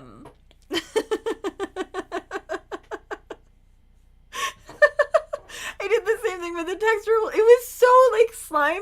Oh my god. I was so surprised by how slimy it was for some reason. I was homeschooled, but my mom gave me a sex ed book and made sure I knew I could ask her if I had any questions. So I'm not sure how good of a sex ed book, how good of sex ed that was, because I barely read the actual part about sex. I also just never had sex until well into adulthood. I feel like it is so easy to, to fuck up giving somebody sex education. Like, there are just so many blanks that they're always going to need to fill in later on as well. But, like, also there should be a standard that everybody is able to have access to. Also, my Catholic church had a big abortion is bad class we had to sit through, but I spent it sitting in the back with someone who'd recently had one and held her hand while she cried. That's so sad. Pro-abortion radicalization for me personally. It would be for me too, Jesus. And that's another reason why this is pissing me off so bad, that everybody is saying confidently all of these anti-choice talking points and saying 4 or 5 abortions is so many. Like, again, like, how is that making people feel who have had 4 or 5 abortions? It's just, like, it's a heartless way to be, to think that you get to make all of this shit.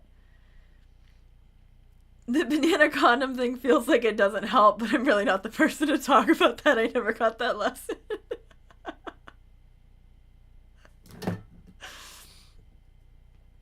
Leaving it to parents is so dangerous. Parents are not qualified at all. They tell dangerous lies because the truth is too uncomfy.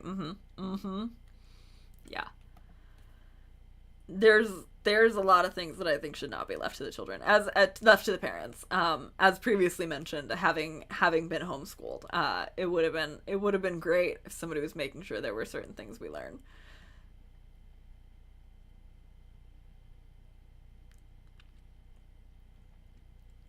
The American Girl puberty book, yeah. I know my brother's got some sort of talk though.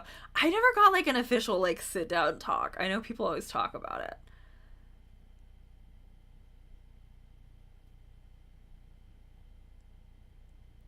Canadian here who went to public school in Manitoba. Sex ed happened in grades 5, 7, and 9. In grade 7, they hired a community clinic to do a comprehensive seminar. Very feminist. I lucked out. That is really cool. I love that.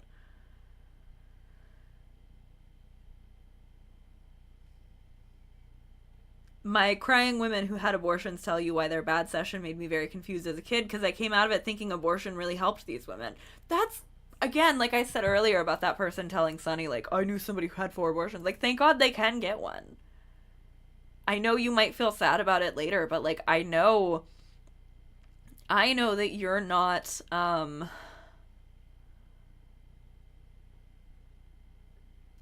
I know that you're not sad that you didn't go to jail for getting an abortion, is the way I'm going to say that.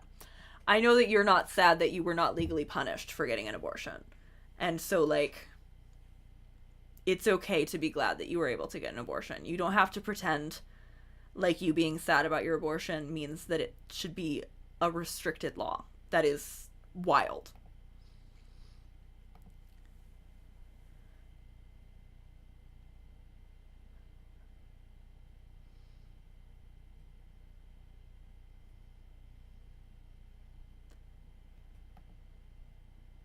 Got heavy period, I know, we'll stick you on the contraceptive pill, that'll help. Like, why?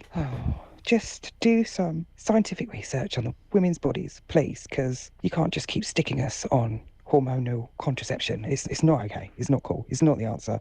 It fucks with my mind and body. No, do better. Okay, bye. I did find it quite weird when my friends had excruciatingly heavy, painful periods when they were young. That was the first thing they were given, contraception, when they weren't sexually active. I used to always think that was strange. But now I know some people that go on the pill because they still, like, even in their 30s and they're not, like, having sex, but they have excruciating periods. There must be another way to help with an excruciating period, but it is all we are offered, isn't it? I feel like I've had a coil since I was like 23, 24. That's a long time.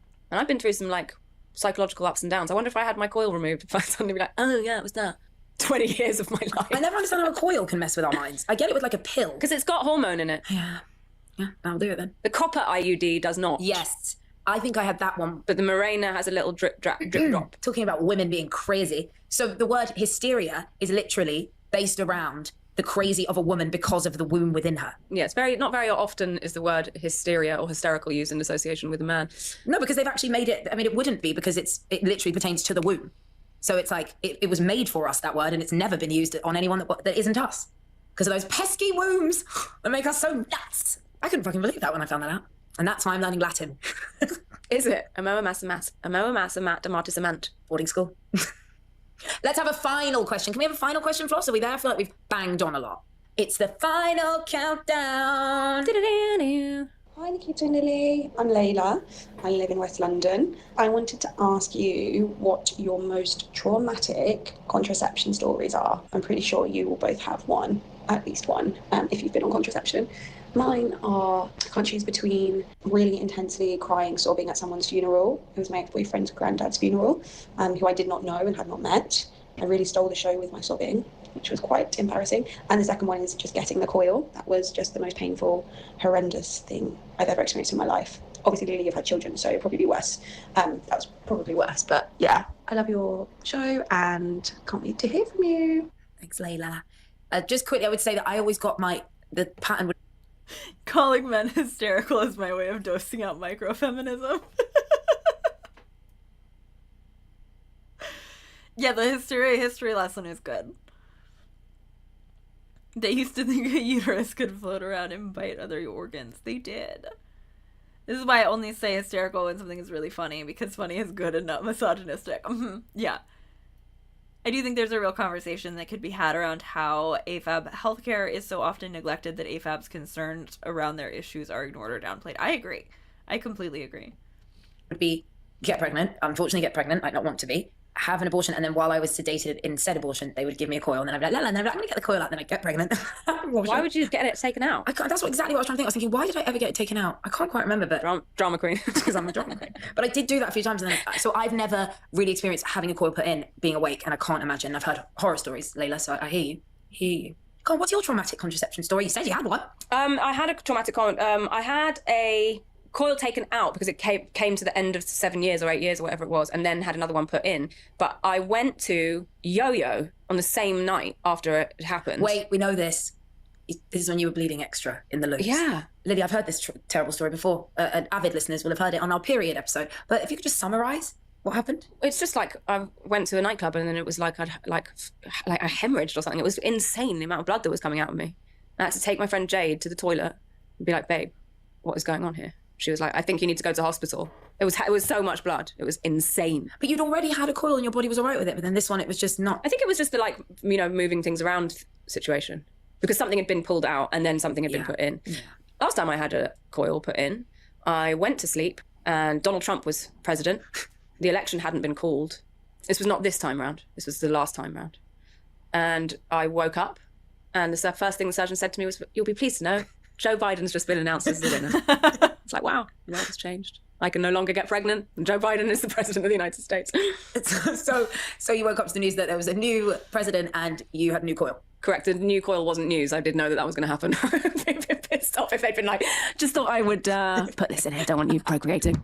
Oh, yeah, no, that's fine. We've heard your podcast and how much you hate your kids. So thought we'd... We know, yeah. Is that okay? Yeah, sure. Absolutely. That was a joke. I don't hate my kids. And to prove it, the podcast hadn't even started yet. Okay, so... There you go. So we're out of that mess. Oh, my God, I actually feel exhausted from revealing so much about my personal life. I'm going to actually need a minute. This fucking podcast, I will never have a secret again. Oh, I hope we're helping people. The theme for next week's Listen Bitch is going to be a lot easier. What is it, Lil? You have to pick it. Okay, so it's called Listen Bitch, the name of the podcast. Okay, so that anti-birth control thing is actually interesting. I'm gonna just pull up my own Twitter thread about this the other day, which I will say I did it and I saw a screenshot and then I realized the screenshot is actually somebody who's also pointing out that this is going on. So like, this is not somebody doing something bad. This is somebody doing something good and clickbaiting. But I was just posting about this. I said, hey, has anyone else been getting a bunch of videos pushed to them on YouTube that seem from the thumbnail and title to be implying that you should not take birth control, or is that just me? I just got this one. I think I've seen at least 4 different videos about the Call Her Daddy lady saying that she had a bad experience with birth control. I don't love it. And then I pointed out this video is because Mama Dr. Jones also notices this, not because she was doing that. She's doing good work that's aware of reproductive justice. Sincere apologies for the stray. Your clickbait game is just too good. Godspeed. But I've been seeing a lot of that. A lot of like, birth control is not natural and it's scary and it's bad for us and not everybody should just be thrown on birth control. I was on birth control as a teenager, specifically for my periods.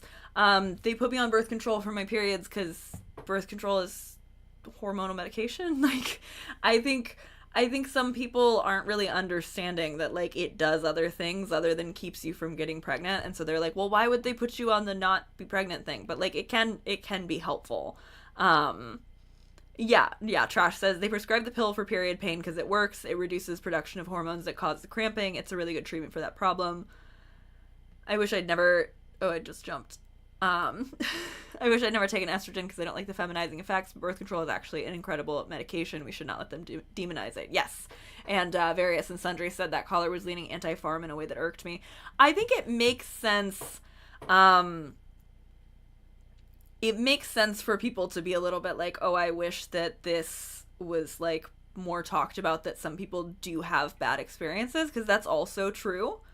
And it makes sense to want to say, like, hey, let's have a conversation about this, but it does sometimes lean into, like, there is no good reason that like a teenager should be on birth control. And it's like, birth control can help with your period. It can help, somebody just pointed out, it can help with acne too. I've heard of people being prescribed birth control for acne or PCOS.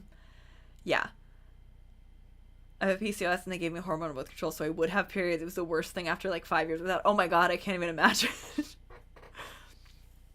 Birth control helped a lot with my PCOS symptoms before T stopped it, but a gyno I saw wanted to put me on it before I was diagnosed because I didn't want an invasive test. Turns out there's a blood test, and I wouldn't have found out about that if the gyno I saw after that hadn't doubled down about it. Interesting.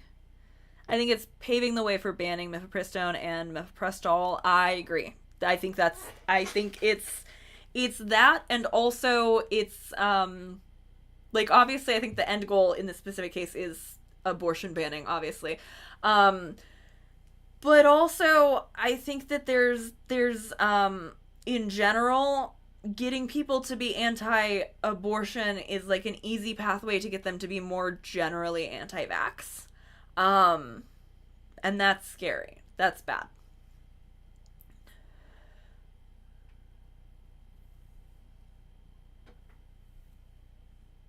Exactly, just because there's women who've had bad experience with birth control doesn't mean birth control doesn't help other women. Because it has helped other women, birth control should still exist. Exactly.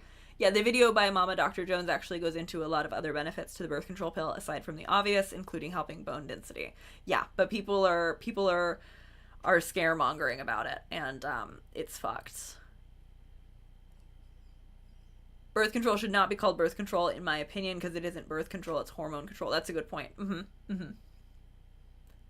It's annoying how the conversation that we need to do more research in female reproductive health and doctors should listen to women more is co-opted into birth control as the devil. I agree. I think it's incredibly frustrating. And like, we could talk about that rather than being like, well, I'm pro-choice except for this is bad. But instead it's about making sure that you signal yourself as the right kind of feminist and not somebody who's being ridiculous and having 4 or 5 abortions. Oh my god, clutch your pearls. Oh my god, doctors won't let you get tubal ligation even though hormonal birth control could also kill you, and they don't want you to be on birth control, and they don't want you to be pregnant. That's wild. Like, I can't imagine having to go through that. I don't understand why everybody can't just get tubal ligation as soon as they want it. Like, that pisses me off. I think it should be, again, something that you should be able to get done at, like, an urgent care. And you know they don't say the same shit to cis men who want to be on T when they get old and their dick stops working. Yeah. My current birth control is being queer. I can't remember exactly when I went off of the birth control for my periods, but for a while I just wasn't getting it every month. And so they were like, we're just going to put you on it so that you'll at least know when it comes. And I eventually stopped, but like, I don't feel that I was traumatized by being on birth control as a teenager. Like, that wasn't some horrible adverse experience for me. It was fine. I'm no longer on it, but it was fine for me to be on it as a teenager. So let me see. I had pulled up an article about it too, but I think the article pretty much is just going to summarize. Get that the right size, sorry.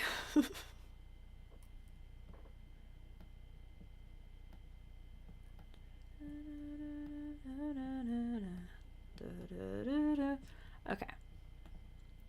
So this was the headline. Lily Allen can't remember how many abortions she's had after getting pregnant. Quote, all the time. I remember once getting pregnant and the man paying for my abortion and me thinking it was so romantic, Allen recalled on Tuesday's episode of her podcast. Like, why did you need to pull this out and make a little headline about it? I don't like that. This is misogyny slop, baby. But we'll see how it's framed. Lily Allen has made a candid revelation about her experience with abortions. The Smile singer, 40, said during Tuesday's episode of her Miss Me podcast that she can't remember exactly how many abortions she's received in her lifetime.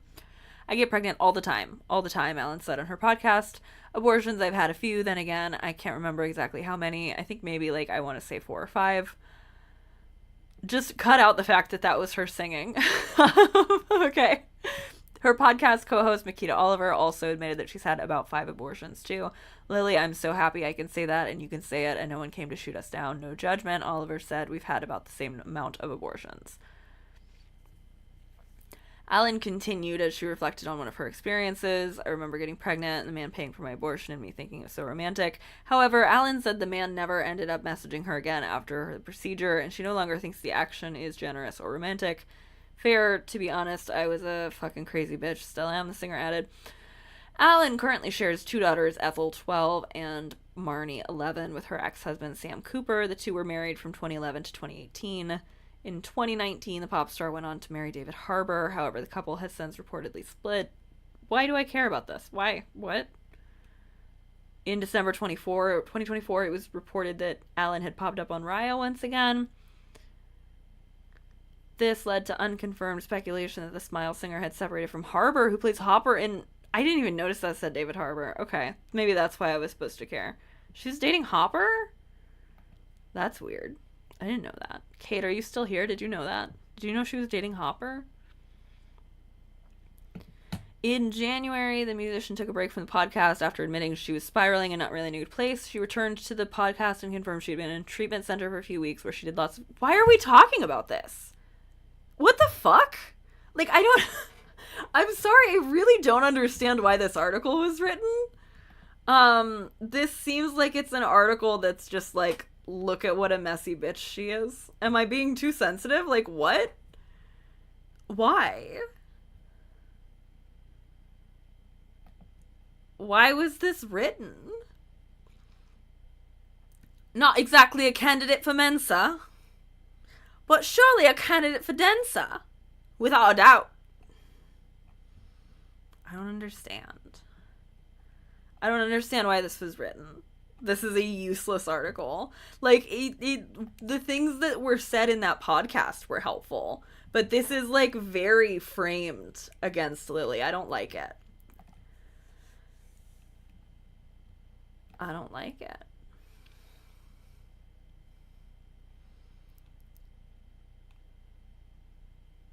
Here's a bullet point list of the same thing. Okay.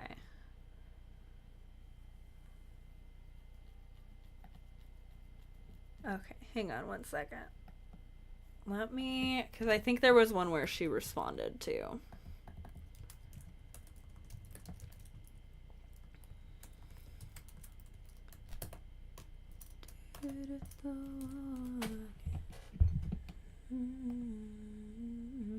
Okay. We got a BuzzFeed.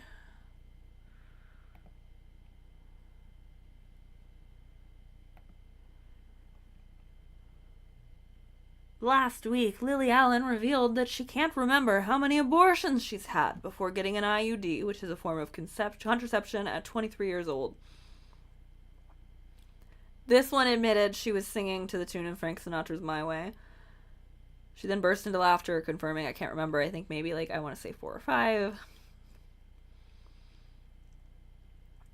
1 week earlier, Makita had said on Miss Me that she used to feel embarrassed to say she'd had more than 1 abortion. Speaking to Lily, she said, I have had a few abortions, and I think one of them was coming up to about 3.5 months, and that was really terrifying. I had no idea. I felt really ashamed to even say that I had had more than 1 abortion. Why the fuck should I be ashamed? I have had a few, she went on. During this episode, Lily reiterated a point she was previously praised for making back in 2022, saying, it actually irritates me, and I've said it before on the record. I've seen memes going around sometimes on Instagram from pro-abortion accounts or whatever.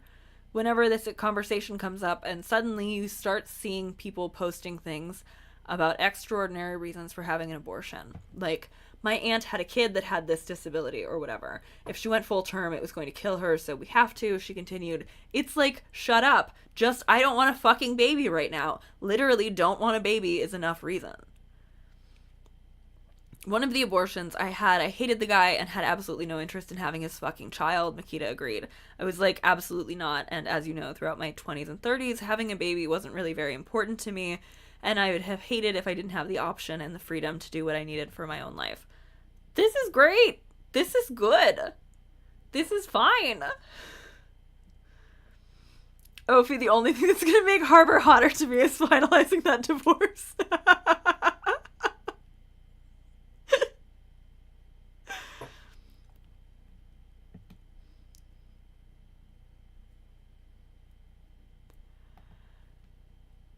Two women's candid conversations about their personal experiences with abortion ended up being heavily criticized on social media, with the pair admitting that it had been a hard week on Thursday's episode of Miss Me. The conversation started with Lily reflecting on the fact that she has refused to toe the line through her career, even though it often results in backlash. There are times I sit there and think, oh fuck, life would be so much easier if I had just played the game and was a good little girl that said the rights and didn't piss people off, she said. And it's hard, you know, it's really difficult swimming upstream in a fucking sea of hateful comments. It's really stifling. I remember being offered media training and I just thought, I don't want that. I don't want to be taught how to work within the confines of it. That's not what I'm here to do. With the comments we've had in the wake of these abortion comments, it's not really about the thing. Lots of people have abortions, so it's not really abortions that people are sensationalizing.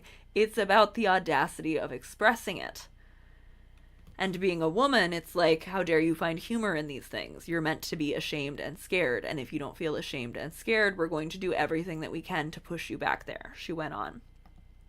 And guess what? It works. I read a lot of that stuff last week, and when I was young, and I thought, fuck, I'm a bad person, but no, I'm actually a good person. People that are my friends and family know that I'm a good person. Lily then revealed that for every horrible comment she and Makita received for their abortion conversations, countless women have messaged to say it alleviated them of their guilt and their shame around abortions. It's for all the millions of other women who have made a decision about their body, Makita agreed before joking. And if you wanted to have a baby with some of the fucking assholes I didn't want to have a baby with, that's fine, that's up to you, but I didn't want to have a baby with them and start a family with them, and I made that choice for myself. It's about control, Lily concluded. It's wanting to have control over our minds and our way of thinking and the way that we feel and relate to ourselves. And that is actually, I can't abide it. I can't tolerate it. Lily, 40, is now mom to two daughters, 13-year-old Ethel and 12-year-old Marnie, who she shares with her ex-husband Sam Cooper.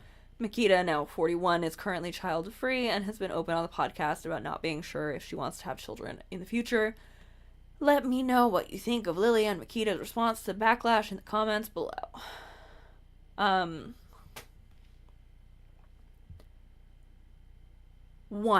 I don't trust anyone who calls themselves a good person. 2.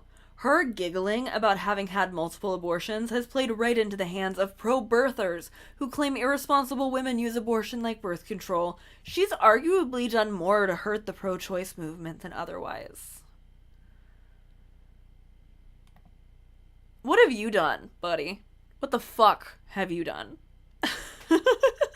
What have you done for the pro-choice movement, Vibrant Goat 78?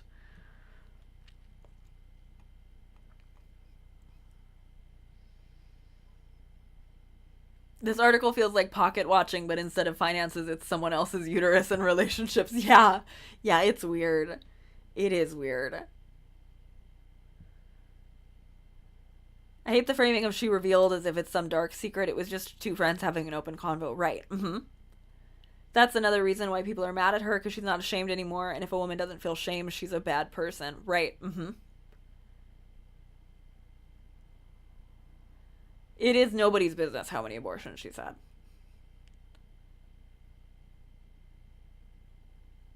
The reason doesn't have to be something fucked up and horrible. Agree. This feels like the same argument of people who say they're sex positive, except for people who take it too far. Like no number you name will be too far as long as they're happy. It's about the audacity of... Where did it go? Sorry. The audacity of having sex without feeling shame or consequences. Yeah, that's a lot of it.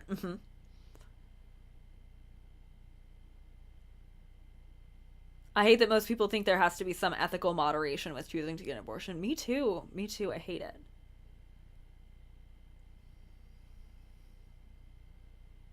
It literally is birth control. That talking point is so odd to me. It's so weird. And they all pass it around like it's actually saying something. This is harming your cause, says guy who hates you and your cause every time. guy who is not going to hear your side out, this is not making your side look good. Like, okay, maybe I don't want my side to look good. Maybe I want my side to be fucking doing something, like telling people who have had to have multiple abortions that that's fine and normal. Maybe that's what I would like to do rather than look good and look respectable.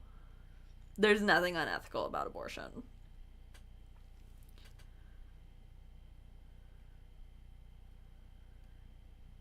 I remember some progressive streamers seeing an I love abortion sign and saying something like, oh, don't say you love abortion, morons, you should put all these caveats on the sign. I have a sign that says I heart abortion. It's like over my bed, so you can't see it when I'm over here. But I used to film on my bed more, and that's why it's over there. But I have like an I heart abortion sign, and somebody tried to tell me one time like that it was, again, like offensive to people who want to conceive and can't, or who are sad about their abortions. And again, I was like, well, I love that you were able to get an abortion without being in jail for it, and we feel fundamentally different about abortion if you don't also love that it was not illegal when you got an abortion. Sometimes people do try to come at me for the I heart abortion, and they're like, you're making too light of it, like you need to be more respectful. And it's like, no, that's an intentional piece of what I'm doing. It's intentional for me, for my abortion activism, to be about how abortion is a good thing and can be a good thing. Nothing should have to look good to you for it to be legal. Mm-hmm. Mm-hmm. I love watching people melt down over Ophie's abortion sign. Thank you, me too. All right. So this has been about 2 hours, and I'm realizing I didn't eat dinner, and I need to. But this was really fun. I have been missing streaming. I have not been getting a lot of work done over the last couple of weeks because I really burned myself out a little bit in June, and shit's been going on. But I'm working on a video about this. I'm hoping to have it, hoping to get it before like the end of the before that, like I want to have a script done by the end of the day tomorrow, hopefully. But we'll see. Hopefully I can have a video about this up early next week. I also want to talk about, I found some vintage misogyny slop. I found an article that Jake Tapper wrote about having gone on a date with Monica Lewinsky that he published and is like part of how he got famous. I want to talk about that because it's very it's like I said, it's vintage misogyny slop. Like it's very, oh, this has been happening. I want to talk about that. There's all kinds of other stuff I'm planning on talking about, but I've been kind of scattered for the last couple of weeks. So protesting makes your cause look bad. One trans person being a bad person is making people hate trans people. Victims not being perfect is making everyone not believe victims. Yes, it is. It's very much the same shit. People consistently bringing up their personal trauma as a trump card in arguments needs to stop. Yes. And I've been, for the most part, people seem to have understood what I was saying when I talked about how the whole, like, as a survivor thing is upsetting. I was talking about that in the Sabrina Carpenter video, about people kind of using, like, well, I was triggered and therefore I'm correct in this conversation because I was triggered. And I was saying that, like, that's not exactly a trump card in a conversation.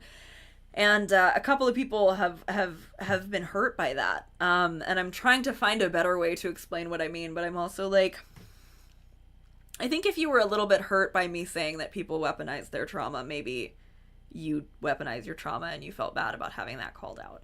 Because the weaponization of trauma is a big thing. And also, like, if you're so traumatized that your trauma is impacting your whole life, how come you get to tell everybody, like, the details of your trauma about how you were triggered? Like, wouldn't the math go that you shouldn't also talk about it and be traumatizing other people? Like, it's just, people are like, I saw this completely PG, if that, picture of a hand in Sabrina Carpenter's hair, and it made me think X, Y, Z, Y, and they're like, I don't think that it's like an evil thing, but I do think that it's a thing that pops up in discourse a lot. I think there's this idea of, like, wanting to have like a conversational right of way. Like you should get pedestrian privilege if you just go ahead and lay your cards out on the table. And that's just, it's not a helpful way to participate in a conversation. And we see people doing that here with like, I had an abortion and I'm sad about it, and so she should be too. Like, it's just, everything all ties into itself. So I know, oh, I see it a lot too, Various and Sundry. Thank you. I really appreciated your comment about seeing it too, because if I hadn't also heard that it was like a good point from like you and Marty and a couple of other people, I would have felt maybe a little bit worse, but like I'm still feeling pretty confident in that opinion. Marty, it's essentially a demand for censorship which should not be given any leeway. I agree. I think so too. There's so much shit with censorship. I can't believe how many people are done with censorship. Oh my god. I got traumatized by a therapist, but I'm never going to complain about somebody talking about their therapy experiences. Right. There's somebody who really wants to have therapy, so it's actually bad to not go to therapy.